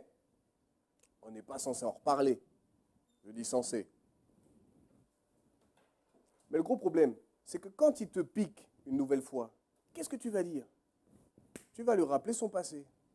Mais quand tu lui rappelles son passé, c'est dans quel but? C'est dans le but de lui nuire. C'est dans le but de le blesser ou de la blesser. Prenez garde à vous. Quand vous agissez comme ça, vous n'agissez ni plus ni moins que comme Satan. Quand vous agissez comme ça, quand nous agissons comme ça, nous n'agissons ni plus ni moins que comme le diable. Il est l'accusateur des frères. C'est exactement sa stratégie. Tu as demandé pardon, mais tu es sûr vraiment que tu es pardonné? Parce que quand même, ce que tu as fait là, c'est grave. Hein. Tu as vu comment tu t'es mis en colère? Combien de fois ça m'est arrivé? Dans la journée, il y a une situation, je me mets en colère, je demande pardon. Et puis quand je commence à servir le Seigneur, peu importe dans ce que je fais, il y a quelque chose qui me vient dans ma tête qui me dit, hypocrite. Qui me vient, hypocrite. Tu as vu, toi tu dis ça, mais tu as vu toi, tu as vu ce matin comment tu t'es comporté. Alors c'est à nous de savoir répondre. Et dire, non, j'ai demandé pardon au Seigneur. Il m'a lavé, il m'a purifié. Alors non, je ne suis pas un hypocrite. Alors non, je ne suis pas un hypocrite. Au contraire, j'ai reconnu mon état. Mais dans ce que j'ai reconnu mon état, le Seigneur, lui, a effacé ça. Donc toi, tu es un accusateur, dégage dans le nom de Jésus. Je ne me laisserai pas avoir. Et beaucoup, c'est ça, j'ai remarqué que beaucoup, lorsque, peu importe dans quel type, on n'est pas vraiment sûr. Des fois, on a des doutes. On n'est pas très sûr. Est-ce que Dieu m'a réellement pardonné? Est-ce que Jésus, là, il m'a vraiment pardonné? Est-ce que je ne suis pas allé trop loin? Une seule chose où il dit qu'il ne sera pas pardonné, et c'est au sujet du blasphème contre le Saint-Esprit. Et le blasphème contre le Saint-Esprit, ce n'est pas une petite histoire. Et en plus de ça, c'est ce qu'on a vu ce vendredi, c'est-à-dire que ça nous concerne, nous, quelqu'un qui a reçu les arts de l'esprit, qui a reçu les dons, qui a reçu toutes ces choses, qui était rempli, qui a quitté le Seigneur, ça ne s'arrête pas là. Ça, là, on est dans le rétrograde, c'est-à-dire qu'il a attristé le Saint-Esprit, à force de résister à la parole de Dieu, il a éteint le Saint-Esprit. C'est toujours pas terminé, on n'est toujours pas dans le... Mais le blasphème contre le Saint-Esprit, comment on peut savoir si on l'a commis ou si on ne l'a pas commis? Si dans votre cœur, vous avez toujours la volonté de vous repentir, que vous êtes mal quand vous faites un péché, quand vous êtes... Ce n'est pas le blasphème contre le Saint-Esprit. Le blasphème contre le Saint-Esprit, c'est rideau de fer. Même si vous savez, vous avez déjà connu toute la parole, vous avez connu tout ça, et que vous commettez, ça ne vous fait ni chaud ni froid. Dans votre cœur, il n'y a pas envie, même pas de se repentir. Rien du tout, c'est rideau de fer. Moi, j'appelle ça comme ça. Rideau de fer, c'est fermé, c'est bon, c'est... Donc, c'est pas... Mais si vous avez la volonté, dans votre cœur, vous avez encore la culpabilité, vous sentez toutes ces choses-là, vous voulez vous repentir, c'est bon, vous pouvez être pardonné. Vous allez être pardonné si vraiment vous reconnaissez et vous changez de voie, vous vous détournez, vous serez pardonné. Comment être sûr d'être pardonné? Déjà, le premier point, c'est mettre sa foi dans la parole de Dieu. C'est le premier point. Il y a beaucoup de versets, j'ai dit 1 Jean 1, 9, mais j'aime beaucoup Romains 8, 1. Qui connaît Romains 8, 1? Comme ça, si je dis ça comme ça. Qui peut me le citer? Pour ceux qui sont en Jésus-Christ. Retenez bien ça, qui sont en. Qui sont en. C'est-à-dire que ceux qui sont en Jésus-Christ sont certes pas parfaits, mais ils ont dans leur cœur, ils n'ont qu'un désir, c'est de toujours faire la volonté. Et même si des fois ils tombent, ils demandent toujours pardon, Seigneur. Ils demandent toujours, ils sont en. Vous gardez ces commandements, vous les serrez contre votre cœur. Et qu'est-ce qu'il est dit? Il n'y a aucune condamnation pour toutes ces personnes qui agissent comme ça, pour tous les disciples qui agissent comme ça. Il n'y a aucune condamnation. Par contre, il y en a, quand on vient ici, avec une belle apparence, on fait des faux semblants, on a une vie, on est dans la duplicité, on vient, on chante « Alléluia, Alléluia, oh Dieu, tu es bon ». Oh, là, on est sous la condamnation. Là, on est sous la condamnation. Mais celui qui reconnaît, qui est dans son cœur, il dit, bah oui, j'ai fait ça. Allez, maintenant, Seigneur, tu m'as pardonné. Je retourne. Je continue avec toi. Maintenant, donne-moi la capacité de croire que la parole de Dieu va au-delà de ce que je peux ressentir. La culpabilité, la honte, la condamnation, comme ce qu'on vient de dire dans le verset. Et des fois, même sa compagne, quand on demande pardon, ce n'est pas obligé de tout le temps faire ça. De toute façon, qu'on sente ou qu'on ne sente pas, c'est la foi qu'on doit mettre en application. Même pour ça, quand on se repent. Mais des fois, on a cette sensation, on expérimente ça. À l'intérieur de nous, on a l'impression d'être comme lavé, comme purifié. Quelque chose qui était lourd, ça. On peut vivre ça, mais si vous ne le vivez pas, ça ne veut pas dire que vous n'êtes pas pardonné. À partir du moment où vous avez les bonnes positions, le bon état d'esprit, le bon état de cœur. Donc il nous faut aussi rejeter les paroles accusatrices de condamnation des autres, mais aussi celles du diable. Parce que certains vont rappeler, dire, tu te rappelles, tu m'as fait ça, tu m'as fait ci, tu te rappelles. Et là aussi, quelque chose qui est très important, et c'est ce qu'amène la culpabilité, la honte et toutes ces choses-là, il faut se pardonner soi-même. Est-ce que je peux vous raconter cette expérience qu'un jour j'ai faite? J'avais fait quelque chose franchement d'honteux. J'étais pas pleinement dedans, mais j'ai failli tomber dans la fornication. J'ai fui, mais ça commençait à être amorcé. C'était au tout début de ma conversion. Ça commençait à être amorcé et à un moment, j'ai fui. Et j'étais tellement dans la culpabilité, je ne me sentais pas bien. Je dis, mais Seigneur, mais c'était comme si je l'avais fait. Parce qu'en fin de compte, dans ma tête, c'était... Et je demandais pardon, Seigneur. Et ça, je m'en voulais. Je lui demandais tout le temps, pardonne-moi, Seigneur, pardonne-moi, Seigneur, pardonne-moi, Seigneur, pardonne-moi, Seigneur. Et je ne sais pas combien de fois je l'ai répété. Jusqu'au jour où je l'ai dit une dernière fois. Et vous savez ce que le Seigneur m'a dit? Il m'a montré une feuille sur laquelle il y avait beaucoup de choses écrites. Et j'ai compris, je n'ai pas eu besoin d'inventer, c'était limpide, c'était mes péchés, c'était mes fautes, mes erreurs. Et vous savez ce qui s'est passé? Le Seigneur m'a montré que toutes ces choses-là, ça commence à être écrit et tout a été effacé. Et là, Saint-Esprit m'a dit, Kenny, je t'ai pardonné, alors pourquoi toi tu ne te pardonnes pas? Je sais que des fois on fait des choses, on s'en veut terriblement, mais il faut, si le Seigneur t'a pardonné, toi aussi, pardonne-toi. Reste pas bloqué sur ça. Ça, le diable, c'est quelque chose qu'il va utiliser pour te maintenir dans cette prison. Tu ne vas plus avancer, tu vas tout perdre, ta paix, ta joie, tout.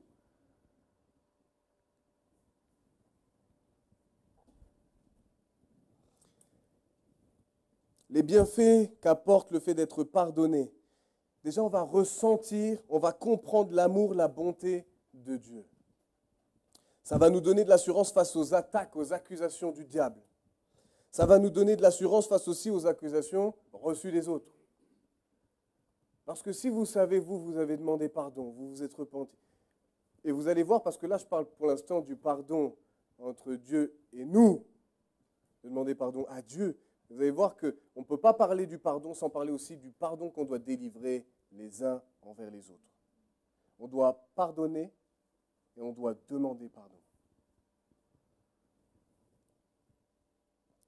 Ça provoque, donc toujours dans les bienfaits du fait d'être pardonné, provoque la paix, la joie, la vie, provoque la consolation, la restauration. Alléluia. Ça, c'est les bienfaits.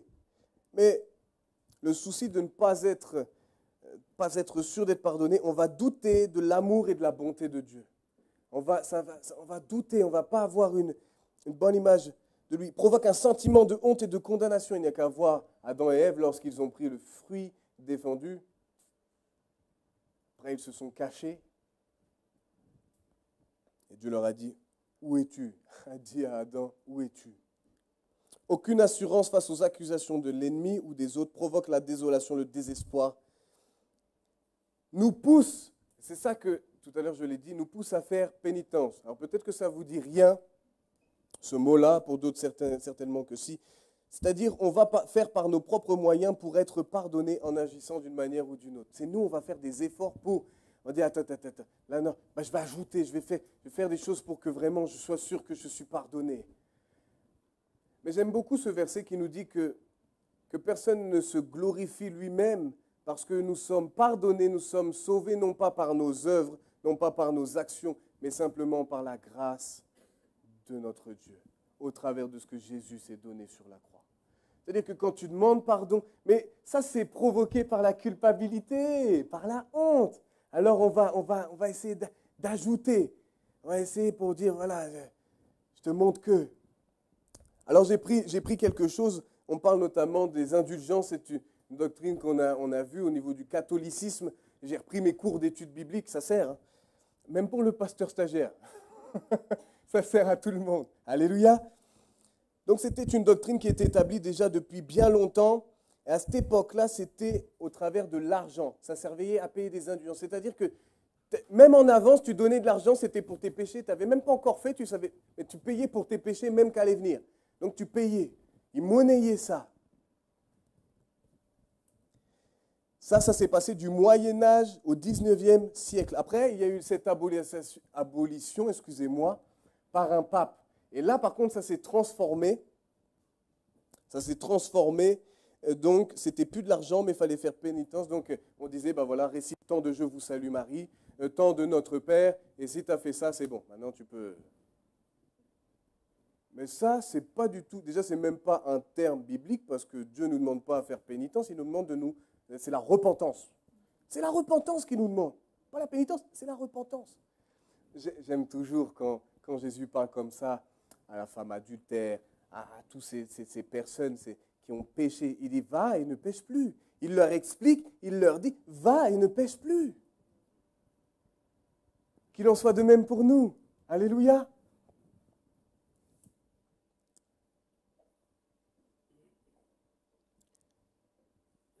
Alors vous savez que j'aime bien témoigner. J'aime bien les témoignages. Vous aimez bien les témoignages? Moi, j'aime bien les témoignages. Ça me parle toujours. Et donc, moi, je disais tout à l'heure, j'ai fait plein de grandes proclamations. À la base, je ne voulais pas en parler, mais c'était fort en moi. J'ai dit, bon, je vais en parler. Et donc, j'ai toujours fait de grandes proclamations comme Pierre. Sauf qu'un jour, je suis parti pour une fille et j'ai quitté l'église. J'ai tout abandonné, j'ai tout lâché, j'ai fait ça délibérément. J'ai dit, je sais que Jésus, c'est pas toi, cette fille-là ne peut pas m'aimer plus que toi, mais j'ai décidé, c'est elle que je choisis. Et je suis parti, avec toutes les conséquences que ça implique. Le problème, c'est quand je suis revenu. Le problème, c'est pas que je sois revenu, mais c'est en fin de compte, quand je suis revenu, j'étais cassé de chez cassé. J'étais complètement anéanti. Et ça a eu énormément de conséquences parce qu'en fin de compte, j'avais demandé pardon au Seigneur, mais pour moi, ce que j'avais fait, c'était trop grave. Déjà, j'avais ce sentiment, j'ai dit, comment j'ai pu faire pour lâcher l'Église? Comment j'ai pu faire pour lâcher mon pasteur, mon père spirituel? Comment j'ai fait? Je vous ouvre mon cœur, hein, c'est vraiment comme ça que comment j'ai fait pour lâcher mon sauveur? Comment j'ai fait pour t'abandonner? Comment j'ai fait? Et tout ça, ça me minait, et tout ça, et du coup... Et ça a influencé plein d'autres choses sur ma vie. J'osais plus parler du Seigneur. Parce que pour moi, j'étais plus légitime à ça. Vu ce que j'avais fait, j'avais été tellement dans la boue du péché, j'avais été tellement un mauvais témoignage. Pour Christ, j'avais sali son nom aux yeux des autres, à travers mon comportement, Alors pour moi, c'était trop, je ne pouvais pas, c'était impossible. Et je ne vous dis pas, au sujet du ministère, au sujet de ce que Dieu avait prévu, et même sans parler de ministère, même en tant que disciple, je ne me sentais plus à la hauteur. Je ne me sentais plus à la hauteur. J'avais plus envie. Et pourtant, j'avais envie vraiment de vivre ça, d'être pardonné. Je savais que Dieu pardonne. Des fois, on sait certaines choses, mais dans nos attitudes, on a toutes sortes de raisonnements, de pensées qui viennent bloquer ça, venir faire des interférences à la parole de Dieu. Et le pire, c'était pas ça. Et je sais que mes collègues, lorsqu'ils disaient ça, ils disaient pas ça méchamment, mais ils me disaient, mais attends, quand je suis revenu, ils ont dit, mais Kenny, attends, tu fumes plus? Allez, viens avec nous. Viens avec nous, allez, un petit joint, ça fait pas de mal. Et vous savez, quand ils me disaient ça, ça me rappelait toujours ce que j'avais fait. Et ça m'écrasait encore plus. Ça m'écrasait encore plus. Puis je me rappelais toutes ces grandes proclamations. Et puis il y a tout ça qui venait. Je disais, mais je ne pourrais jamais retrouver une intimité avec le Saint-Esprit. Je ne pourrais jamais. C'était rempli de plein de négations. Pour moi, c'était impossible, c'était fini. En fin de compte, je revenais. Et vous savez, ça n'a pas duré 2 semaines, ça n'a pas duré 3 semaines, ça n'a pas duré 4 semaines, mais ça a duré, franchement, je ne le disais pas, mais ça a duré bien 8 mois. 8 mois où dans mon cœur, je bataillais avec ça. Où au début, je me laissais porter par toutes ces pensées qui disaient que ça y est, c'est trop tard, tu es fini, ne parle plus du Seigneur, de toute façon, tu n'es plus légitime, ce que tu as fait, c'est trop grave. C'est bon, il vaut mieux que tu te taises, il vaut mieux que tu dises rien. De toute manière, en plus, si tu retombes, tu seras de nouveau. Donc, il vaut mieux que tu te taises. Je vous ouvre mon cœur, là. Je vous dis comment je me suis comporté, comment ça a été difficile. Mais vous savez, et c'est là où j'ai combattu, et c'est là où nous devons combattre. J'ai utilisé la parole. J'ai dit non, ça, c'est pas toi qui peux me rappeler mon passé. Jésus, toi, tu ne fonctionnes pas comme ça. Tu dis que toi, tu effaces les péchés. Toi, tu dis que tu oublies. Toi, tu dis, et je citais, et je citais, et je citais. Et c'est à force de citer et de refuser les mensonges du diable que petit à petit, j'ai commencé à être véritablement délivré. De la même manière que Pierre, lorsqu'il a agi, mais Jésus l'a réhabilité. Peut-être que toi, là, ce que je suis en train de dire, ça te parle. Peut-être que là, ce que je suis en train de dire, ça te parle. Tu te dis, punaise, mais moi, dans ma vie, oui, là, je me sens comme toi à cette époque-là. Mais il y a de l'espoir. Tu demandes pardon sincèrement à Jésus et tu es pardonné. Et tu es pardonné. C'est effacé. Maintenant, c'est à toi de lutter. Oui, ce que tu as fait, tu l'as fait de toute manière. Tu ne peux pas revenir en arrière. Mais maintenant, accroche-toi. Et va de gloire en gloire. Va de progrès en progrès. Va de l'avant. Arrête de regarder dans le rétroviseur. Encore, je parlais, et ce n'est pas que cette personne-là, mais hier, je parlais avec quelqu'un et qui me disait, oui, mais avant ça, avant ci. J'ai dit, mais arrête! Je dis, il faut arrêter de regarder toujours dans le rétroviseur. C'est pour ça qu'on n'arrive pas à avancer. Vous avez déjà essayé de rouler comme ça avec votre voiture en regardant que le rétroviseur? Je pense qu'au bout d'un moment, vous allez taper quelque chose. Un poteau, une voiture, un pauvre piéton.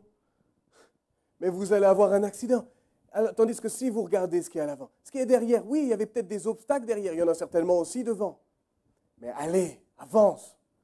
Ne te laisse pas accuser par tes propres pensées et par celles du diable, et aussi par les autres, qui diront de toute façon, c'est bon, c'est terminé, lui, il ne pourra jamais revenir. De toute façon, lui, c'est terminé, c'est bon, au placard. Écoutez pas ça, s'il vous plaît, refusez ce type de pensée. Mais aujourd'hui, je peux vous en parler, car tout ce qui est né de Dieu triomphe du monde. Et ce qui triomphe du monde, c'est notre foi. Et ce qui triomphe, c'est quoi? Celui qui triomphe, c'est celui qui a la foi au Fils de Dieu, Jésus-Christ. Et si tu sais que tu as les bonnes attitudes, tu as vraiment eu la bonne disposition de cœur, tu es sincère dans ta thème, Seigneur t'a pardonné. C'est sûr que si tu fais des calculs, là, c'est une autre histoire. Mais si tu es vraiment sincère, c'est effacé. Et beaucoup de gens, lorsque je parlais hier avec des personnes, ils disent, mais c'est trop facile. C'est peut-être ça. C'est pas que c'est trop facile, c'est que, en fin de compte, c'était très difficile pour Jésus. C'est pour nous, lorsqu'on hérite de ça, oui, être pardonné, c'est simple. Mais ce qui fait qu'on paye le prix, c'est lorsqu'on doit assumer notre identité, que nous sommes chrétiens. Et des fois, nous sommes mis à l'écart, mais encore, nous, ici, c'est très gentil. Si c'est simplement des moqueries, ça va. Il y a d'autres chrétiens dans le monde, eux, c'est au prix de leur vie. nous sommes encore à un stade où vous croyez que vous pouvez être pardonné? Est-ce que vous croyez ça? Parce que ce n'est pas le tout que je prêche ça. Ce n'est pas le tout que je donne des exemples, que je vous encourage, quoi que ce soit. Il faut vraiment que vous puissiez vraiment adhérer à ça, vraiment croire à ça. Et vous verrez la victoire dans votre vie. Vous serez victorieux. Et lorsque vous demandez pardon comme ça, et vous êtes sûr que vous êtes pardonné, le diable ne peut pas, même s'il tente de vous accuser, vous avez le court-circuité direct. Vous allez savoir le court-circuité direct. Mais c'est ça, il ne faut pas lui laisser la moindre faille. Et ça, c'est la prédication d'il y a 2-3 semaines, le champ de bataille de nos pensées. Qui croit? Nos pensées, les pensées du diable ou la parole de Dieu? Là, maintenant, je viens à l'autre étape. Là, c'était entre nous et Dieu. Mais nous sommes pardonnés avec un « et », « e » accent aigu, pour pardonner « er », pour pardonner les autres. Matthieu 6, 12 nous parle de ça. Matthieu 6, nous parle de cette prière. Et bon, Jésus va enseigner aux disciples comment prier. Et c'est là qu'il va donner le « Notre Père ». Mais moi, j'aime beaucoup le « Notre Père » et très longtemps, quand je lisais ça, j'avais omis de lire quelque chose, parce qu'à la fin, c'est très, très important. Vous savez, tout le monde le sait, que tout le monde connaît. Et à un moment, il y a ce passage qui dit « Pardonne-nous nos offenses ». Et d'ailleurs, il y a ce chant d'Exo qui est merveilleux. Je ne sais pas si vous connaissez celui-là, mais vous ferez mieux d'écoutez-le. C'est un super chant. Et je me rappelle quand maman, elle faisait le ménage quand j'étais petit. Je ne me rappelle pas de beaucoup de choses, mais il y a des choses qui m'ont marqué. C'était ce chant-là, tout le temps. Et tout le temps le chant à fond. Alors, il fallait voir, c'était à fond. Je peux vous dire que le Notre Père, je le connaissais. Hein. J'avais 4 ans, mais je le connaissais bien. Et en fin de compte, et c'est là, pardonne-nous nos offenses comme nous pardonnons à ceux qui nous ont offensés. Et là, c'est un réel défi. Et là, c'est un réel défi pour tout disciple de Jésus. Pardonne-nous nos offenses, là c'est la relation verticale, celle avec Dieu. Comme nous pardonnons à ceux qui nous ont offensés, là c'est encore la relation horizontale avec ceux qui nous entourent. Pas simplement les frères et sœurs en Christ, mais tous ceux que nous côtoyons, les collègues, le chef, peu importe, tous ceux que nous côtoyons. Rappelons-nous que le non-pardon impacte de manière terrible notre relation avec Dieu, notre vie de prière est complètement cassée, inefficace à cause de cela. Ce n'est pas moi qui dis ça. Mais c'est la parole de Dieu qui parle de cela. Lorsqu'il nous dit, notamment dans Ésaïe 59, non pas que mon bras est trop court, non pas que mes oreilles sont trop dures, mais ce sont vos crimes, ce sont vos péchés qui vous coupent. Et le non-pardon, là, c'est un péché. C'est un péché. Quand nous ne pardonnons pas, nous sommes dans une attitude de péché. Matthieu 18, 21. J'ai voulu donner parce que ça m'a trotté dans la tête, cette parabole. Alors, il faut que je regarde parce que je sais que dans ma Bible, il y avait un nom, et j'ai bien aimé le nom de cette parabole. C'est dans Matthieu 18. Ah, la parabole du serviteur impitoyable. Voilà comment c'est écrit dans ma Bible. Peut-être que vous aussi c'est pareil. Mais le titre, juste avant de commencer, c'est marqué le sous-titre, la parabole du serviteur impitoyable. On peut le lire?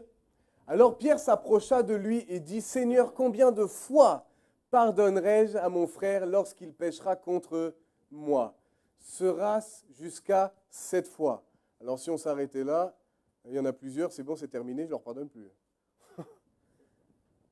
Mais regardez, ça c'est la pensée de Pierre. Mais regardez la pensée de Christ. Jésus lui dit, je ne te dis pas jusqu'à 7 fois, mais jusqu'à 70 fois 7 fois. J'ai fait le calcul. Mais il faut comprendre le sens. Ça fait 490 fois. Si vous prenez à la lettre, 490 fois. En fin de compte, Jésus est en train de dire indéfiniment. Autant de fois que ton frère t'offensera, tu lui pardonneras. Parce que je ne sais pas, je ne connais pas quelqu'un qui prend un livre de compte, qui dit, tiens, là, une fois, tiens, 2 fois, ah, je suis arrivé à 490, c'est bon, terminé. Non, non, là, il faut comprendre l'esprit de la lettre. Ce que Jésus veut dire, c'est qu'autant de fois qu'on t'offensera, que tu seras blessé, il faudra que tu pardonnes. C'est obligé. Surtout qu'on voit que si nous ne pardonnons pas, il ne nous sera pas pardonné. Ça, c'est à la fin de Matthieu 6. Quand vous regardez, il dit, si vous ne pardonnez pas, il ne vous sera pas pardonné. C'est terrible les conséquences du non-pardon. C'est pourquoi le royaume des cieux est semblable à un roi qui voulut rendre compte à ses serviteurs. Quand il se mit à compter, on lui en amena un qui devait 10 000 talents. Les talents, c'est une monnaie, ok? Comme il n'avait pas de quoi payer, son maître ordonna qu'il fût vendu, lui, sa femme, ses enfants et tout ce qu'il avait, et que la dette fût acquittée. Après tout ça, la dette aurait été acquittée. Moi, dans ma Bible, c'est marqué que 10 000 talents, c'est-à-dire des millions.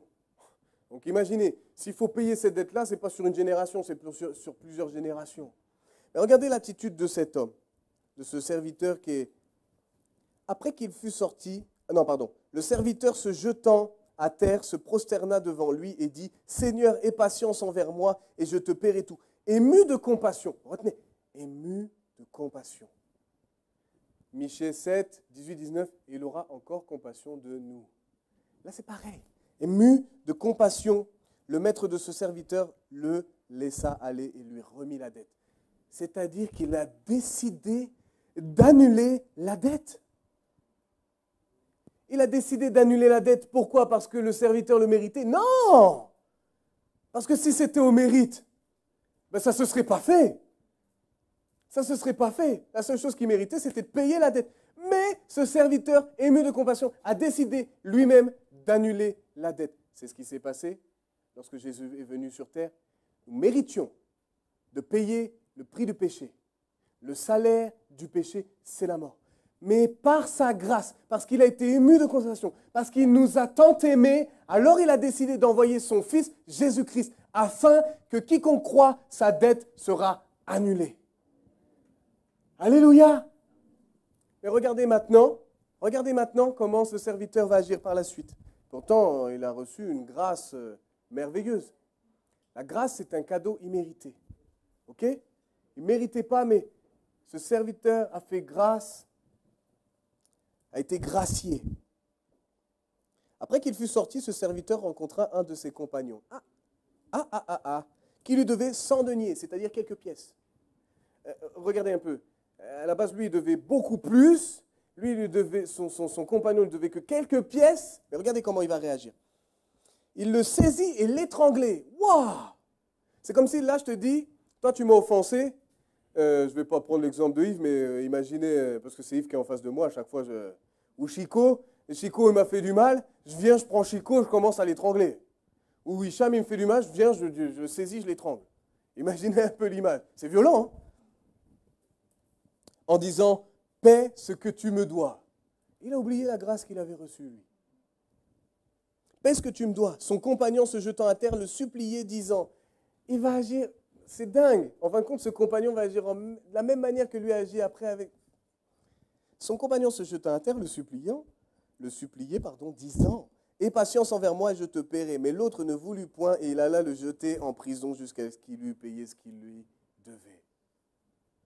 Alors là, on voit deux attitudes différentes. On voit ce serviteur, ce grand serviteur qui a d'autres serviteurs. Il fait ses comptes, il dit, oh là, il y en a plein là qui me doivent. Le serviteur qui vient, il lui doit des millions. Il lui doit énormément d'argent. Et parce qu'il a supplié son maître, et que son maître a été ému de compassion, il lui a annulé sa dette. Mais lui, qui a eu cette grâce-là, il va être beaucoup plus sévère avec un autre qui alors lui doit que quelques pièces. Il oublie la grâce qu'il avait reçue. Il va agir avec sévérité, avec dureté, avec méchanceté. Ses compagnons, ayant vu ce qui était arrivé, furent profondément attristés. Et ils allèrent raconter à leur maître tout ce qui s'était passé. Alors le maître fit appeler ce serviteur et lui dit, « Méchant serviteur, je t'avais remis en entier ta dette, parce que tu m'en avais supplié, ne devais-tu pas aussi avoir pitié de ton compagnon, comme j'ai eu pitié de toi. Et son maître irrité le livra au bourreau jusqu'à ce qu'il eût payé tout ce qu'il devait. En fin de compte, il avait reçu la grâce, mais à cause du fait qu'il n'avait pas pardonné, qu'il a jeté son ami en prison, il est retourné à l'état où sa dette était de nouveau là et il devait cette fois-ci la payer. C'est un bon exemple, c'est une très bonne parabole pour nous montrer comment ça fonctionne. C'est-à-dire que si nous ne pardonnons pas à ceux qui nous ont offensés, c'est comme si on retournait à la première condition. On est de nouveau, ça attriste le Saint-Esprit, ça nous coupe dans notre relation, ça détériore la relation que nous avons avec Jésus, avec notre Père, avec le Saint-Esprit, ça détériore sévèrement cette relation. Et regardez, ce n'est pas moi qui donne la conclusion, en fin de compte, c'est Jésus qui donne la conclusion. C'est ainsi que mon Père céleste vous traitera si chacun de vous ne pardonne à son frère de tout son cœur. De tout son cœur. Je sais combien, parfois, on a subi des choses terribles dans nos familles, même des fois, je suis triste de le dire, mais c'est aussi une réalité parfois, même dans l'Église, dans notre travail, où des gens vont faire ami avec vous, ils vont faire une petite tape dans le dos, là, ils vont vous caresser bien là, cette partie-là, là. Mais puis, ils vont vous planter bien là, ici, cette partie-là. En fin de compte, ils ont une main pour caresser et ils ont l'autre pour vous poignarder. Et lorsqu'on subit ça, c'est normal, c'est naturel, nous sommes blessés, nous sommes touchés, et dans cet état-là, c'est là que va naître beaucoup de sentiments, et d'ailleurs l'apôtre Paul va parler de ça, l'animosité, l'amertume, toute clameur, rejeter toute toute chose, toutes ces choses qui ne rejeter. Et j'aime bien parce qu'à un moment il parle des racines d'eux. Il va parler des racines. Mais ça c'est dans l'âme, il y a des racines. Il y a les bonnes racines, il y a les mauvaises racines. Et ça, ce sont des mauvaises racines. Alors, il y a un processus. Déjà, il faut vouloir pardonner. Déjà, c'est la première chose. Moi, je ne peux pas pardonner à quelqu'un pour vous. Et vous ne pouvez pas pardonner pour moi à quelqu'un. C'est impossible. Donc, déjà, ça part de nous. On doit avoir la volonté de vouloir pardonner. Pourquoi ? Parce qu'on aime Dieu, parce qu'on veut lui plaire et qu'on veut que rien n'entache notre relation avec lui. Ça devrait être notre motivation. Et dans les choses les plus dures que j'ai expérimentées, et j'ai vu d'autres aussi réagir comme ça, en fin de compte, il faut se baser sur ça. J'aime Dieu, oui, nanana. Et souvent, j'ai entendu des gens qui disent, oui, mais si je lui pardonne, ça veut dire que j'accepte ce qu'il m'a fait. C'est-à-dire que je tolère, c'est-à-dire que, en fin de compte, je suis en train de dire que ce qu'il fait, c'est bien. Non, c'est pas ça le pardon. C'est pas ça le pardon. C'est pas ce que ça veut dire. Quand le Seigneur nous a pardonné, il n'était pas en train de dire ce que tu as fait avant, d'aller voir des sorciers, d'aller aller voir les médiums ou d'aller d'être rempli de violence. Il nous a pardonné, il n'était pas en train de dire que c'est bien. Non, il n'a pas changé de discours. Il nous dit encore que c'est mal. Mais il a décidé de passer au-dessus. Il a décidé de passer au-dessus ça. Donc nous, c'est là où nous devons décider de passer au-dessus. Oui, c'est injuste. Eh bien, oui. C'est là tout à chacun. Certains m'ont déjà expliqué des choses. Oui, c'était très injuste. Très injuste. Des choses où des fois, même je pense à toi, Denise, dans le cadre du travail, tu as subi des injustices. On s'est servi de certaines choses pour dire, ben oui, mais en fin de compte, c'est parce qu'il y a ça, et pour dire, ben voilà, c'est de sa faute, c'est pas de notre faute. Vous êtes dans la manipulation la plus parfaite, dans des choses comme ça. Oui, c'est des choses que nous subissons. Mais lorsque nous décidons de passer au-dessus, c'est simplement qu'on a décidé de faire comme Jésus a fait avec nous, de faire comme Dieu a fait avec nous. Et là aussi, le pardon, lorsque nous pardonnons, on se rend compte qu'on libère un prisonnier. Et on se rend compte que lorsqu'on a pardonné, ce prisonnier qu'on a libéré, c'est nous-mêmes. Parce qu'on ne peut pas dire, des fois je dis, mais comment ils peuvent dire ça? C'est impossible. C'est impossible. Moi, je suis face à des personnes qui disent, oui, je n'ai pas pardonné, mais ça va bien. Non! Comment tu peux dire que ça va bien? C'est impossible que ça aille bien. C'est impossible. Tu peux le dire de ta bouche, mais à l'intérieur, c'est impossible que ça n'aille bien. C'est impossible. C'est qu'on essaie de garder la face, de faire croire que, mais c'est impossible. On ne peut pas être bien quand on est dans le non-pardon. On ne peut pas être bien. Parce que si on est dans le non-pardon, c'est-à-dire qu'on laisse l'amertume, on laisse la rancœur, on laisse la colère. Et des fois, ça va plus loin. La haine. La haine, mes amis. Et ça donne une porte ouverte. Quand on couvre ces choses-là, ça donne une porte ouverte au diable. Et ça lui permet de pouvoir nous oppresser. Ça, c'est pareil dans Éphésiens. Il est dit, ne donnez pas accès au diable. Ne vous couchez pas sur votre colère. Toutes les clés sont dans la parole, en fin de compte. Mais lorsqu'on est confronté, c'est une autre histoire. Donc là, j'ai parlé du premier. Ça, c'est le premier point du processus. C'est demander, déjà décider de pardonner, ok? Mais ça ne s'arrête pas là. Parce que souvent, j'ai eu affaire à des personnes qui m'ont dit, mais j'ai pardonné, mais je suis toujours autant dans mon cœur, je sens, je suis blessé, je suis meurtri. Je dis, ben oui, c'est normal, il y a une seconde étape. Le processus n'est pas terminé, mais tu as bien commencé. Tu as décidé de pardonner. Ok, maintenant, Jésus a dit qu'il était venu pour venir guérir les cœurs brisés. Il est celui qui guérit les cœurs brisés, qui pense les blessures. Ok, vous croyez ça? Parce que là aussi, il faut mettre notre foi en action.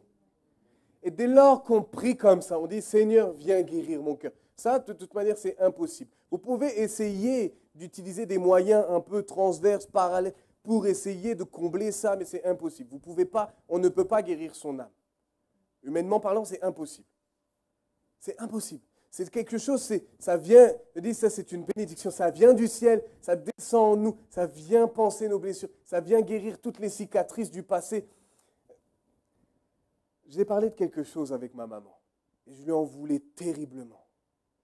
Quand j'étais petit, il s'est passé quelque chose entre mes parents, et une coupure, une cassure, mon père est parti, ma mère était avec nous, avec ma petite sœur et moi. J'ai beaucoup souffert, j'étais très petit, j'avais 6 et 7 ans. Je dis ça pas non pour rappeler les choses, hein, mais je dis ça pour vous expliquer et témoigner de ce que Dieu a fait dans ma vie.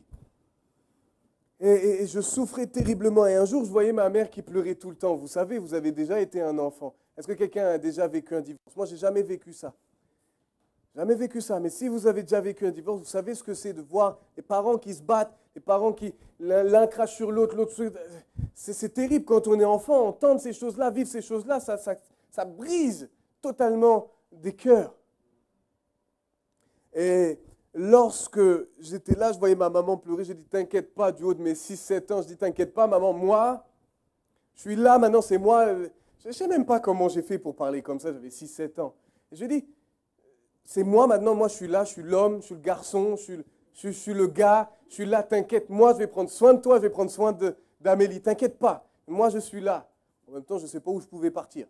Mais dans mon cœur d'enfant, je voulais tellement l'aider à ce qu'elle aille mieux que je lui ai dit ça. Et c'est là que, et je comprends aujourd'hui, elle était tellement brisée, et vous avez déjà vu que la ressemblance est frappante avec mon papa. Je parle comme lui, je fais des gestes comme lui, c'est normal, c'est mon papa. Et elle m'a dit, non, je ne t'aime pas parce que tu ressembles à ton père. Et aujourd'hui, je peux dire que je ne lui en veux pas, mais pendant tout ce laps de temps, je lui en ai tellement voulu. Et j'ai eu une colère, à l'âge de 7 ans, j'ai eu une colère, une haine, à tel point qu'à l'âge de 8 ans, j'ai décidé d'enlever la vie à mes parents. Je suis venu devant leurs pieds de leur lit, j'ai pris un couteau, et j'étais là, le couteau devant eux, et je me disais, comment je vais faire maintenant? Je vous assure, je ne suis pas en train de vous inventer une histoire, c'est mon témoignage, c'est ma vie par rapport à ça. Et j'étais avec ce couteau-là, et je voyais ma mère et je voyais mon père, et là, je réfléchissais. Là, je disais, si je fais ma mère d'abord, mon père, il est plus fort que moi. Alors du coup, si j'arrive à tuer ma mère, vous rigolez, mais c'était un moment terrible de ma vie. J'avais 8 ans, j'étais un enfant. Mais tellement la colère avait gagné mon cœur, tellement la haine avait gagné mon cœur, que j'étais devant ce lit-là et j'étais en train de raisonner. Et je dis qu'à ce moment-là, je ne connaissais pas le Seigneur, mais il est intervenu. Je ne connaissais pas, mais il est intervenu. Et je me suis dit, bon, je vais commencer par mon père, c'est lui le plus fort, et après, ce sera ma mère, ça sera plus simple. Et là a commencé tout un schéma de pensée. Et je me suis dit, mais attends, Kenny, tu vas faire ça, mais les corps, tu vas en faire quoi? Non, mais vous rigolez, mais c'est vraiment ce que j'ai vécu, c'est parti très très loin dans mon... franchement, j'étais comme quelqu'un qui prépare son meurtre, il se dit, attends, comment je vais faire? C'était ça. Et là, je me disais, oui, mais là, du coup, à un moment, comment je vais faire pour payer le loyer? Comment je vais faire? Plein de pensées, normalement, tu ne penses pas à ça à cet âge-là. Mais là, je pensais à ça, je dis, mais comment je vais faire pour payer? Mais à un moment, ça va sentir. Mais à un moment, ceci. Et puis, oui, et là est venu, dans ce raisonnement-là, et j'ai dit, et ma petite sœur? Et j'ai eu peur qu'on nous sépare. Et je dis que le Seigneur est intervenu à travers cela, et je suis redescendu. Mes parents dormaient. Vous savez à quel âge ils ont appris ça? Vous savez quel âge j'avais? Je dis ça, j'avais 7-8 ans. Ils ont appris ça quand je me suis converti, 1 semaine avant que je me baptise. Ou 2 semaines avant que je me baptise. Et je leur ai dit. J'avais 19 ans. Pendant 13 ans, ils n'ont pas su ce que j'avais prémédité dans mon cœur. Ils n'ont pas su. Et je dis que c'est ce qui a fait que je suis redescendu. J'ai trop eu peur d'être séparé de ma sœur. Je suis redescendu, j'ai posé le couteau. Je suis allé me coucher comme si de rien n'était. Et quand j'ai expliqué cette histoire, j'en avais parlé à personne. Le premier à qui j'en ai parlé, c'est à Yves. Il dit, il faut que je te raconte quelque chose. Il m'avait tellement parlé de la confession, de tout dire, que alors là, je peux vous dire que j'avais pris ça au sérieux. Ah, je lui ai tout vidé. Tout ce que je savais, j'ai tout dit. Et c'est là que j'ai dit, mais est-ce que je peux leur... Eh bien, vas-y, parle-leur. Dis-leur.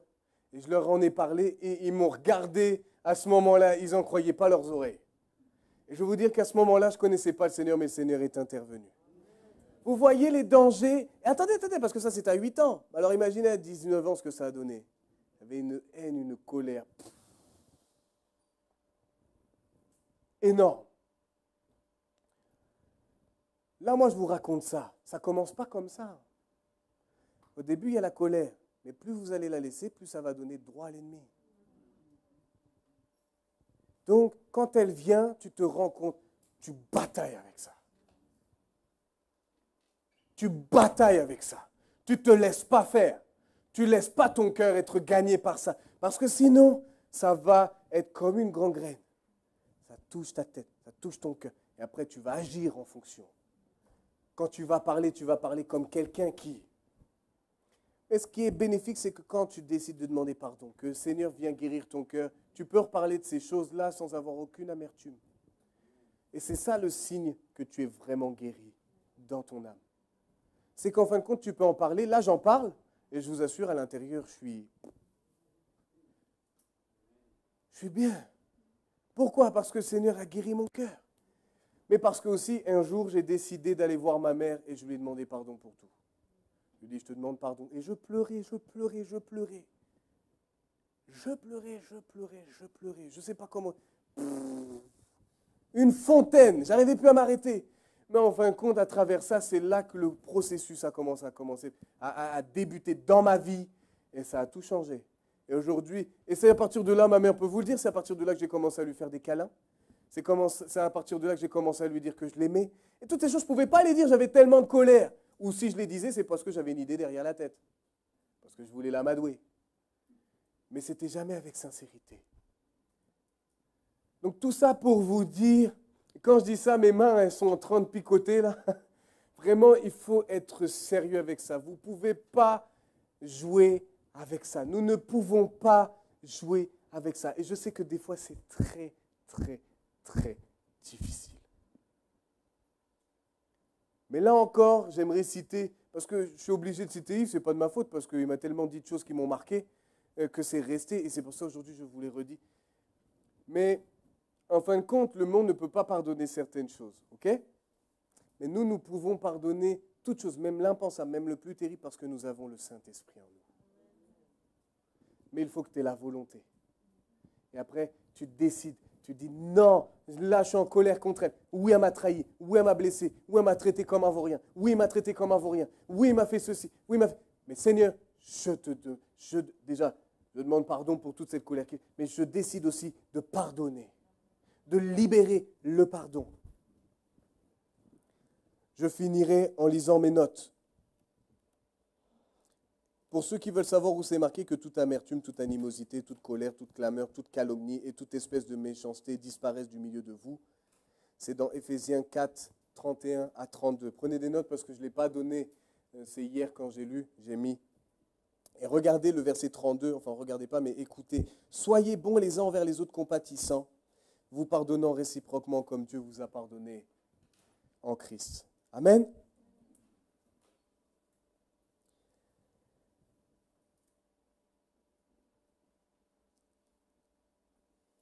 Ok, je regarde. Ah oui, et donc pardonner, ça je réinsiste, je sais que je l'ai dit, mais je veux réinsister, parce que ça, on est trop souvent, on agit comme ça. Pardonner, c'est décider de ne pas ou plus utiliser les mauvaises actions de l'autre pour lui nuire, le blesser. Ça, vraiment, je veux accentuer là-dessus. Parce que franchement, si l'autre joue comme ça, vous ne jouez pas sur ce terrain-là. Même si l'autre commence à vous rabâcher toutes les choses, vous gardez les bonnes positions. Gardez les bonnes positions. N'allez pas jouer comme ça, on fait après, c'est des échanges, on est comme au tennis de table, on s'échange, et vas-y, c'est celui qui va... Non.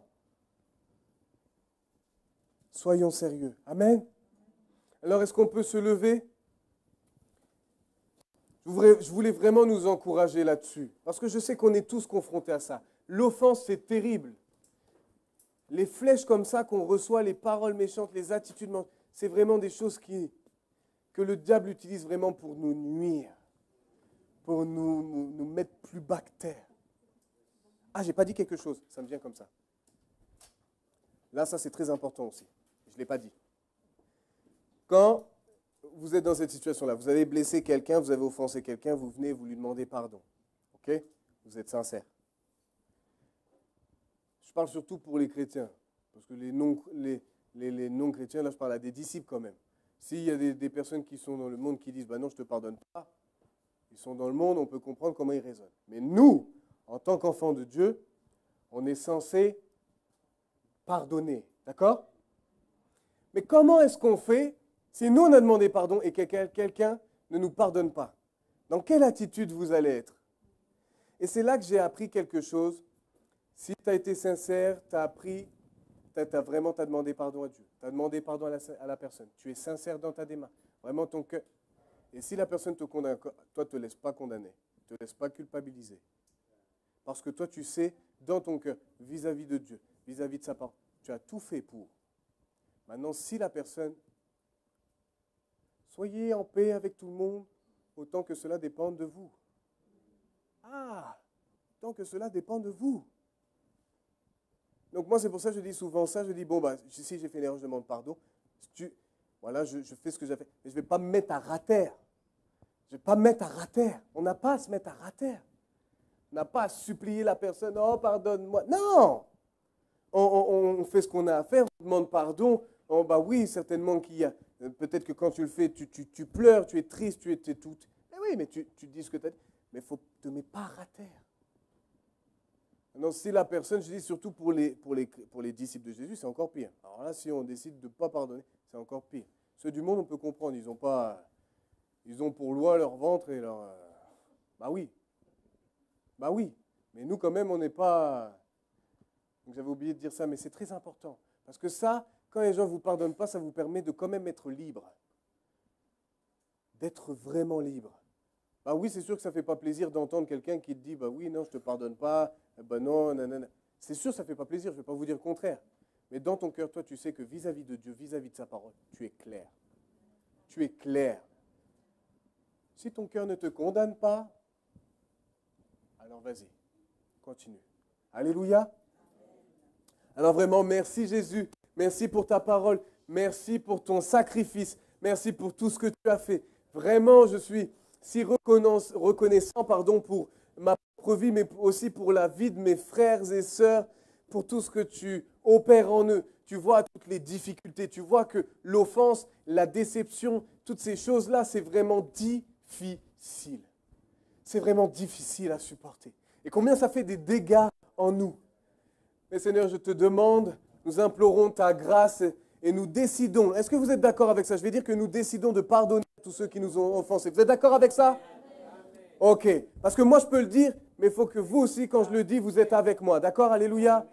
Alors, Seigneur, nous décidons dès maintenant de libérer le pardon à toute personne qui nous a blessés, qui nous a meurtris et qui, tu vois tout ce que ça a engendré dans nos vies. Mais Seigneur, nous décidons de respecter ta parole parce que nous t'aimons, parce que nous voulons que rien ne fasse entrave, obstacle à notre relation avec toi. Alors nous obéissons à cette parole qui dit que tu nous pardonnes-nous comme nous pardonnons à ceux qui nous ont offensés. Mais Seigneur, bien plus encore, je te demande à tous ceux qui sont dans cet état de blessure au niveau de l'âme, je te prie maintenant, Saint-Esprit, de venir et de guérir les cœurs brisés. Il n'y a que toi qui puisses faire cette œuvre. Nul homme, nulle personne, peu importe sa renommée, sa réputation, ne peut l'opérer si ce n'est par ton esprit, ô Jésus. Alors, guéris les cœurs, pense les blessures et que véritablement le passé, toutes ces choses-là soient réellement le passé et qu'elles n'atteignent plus qui que ce soit ici.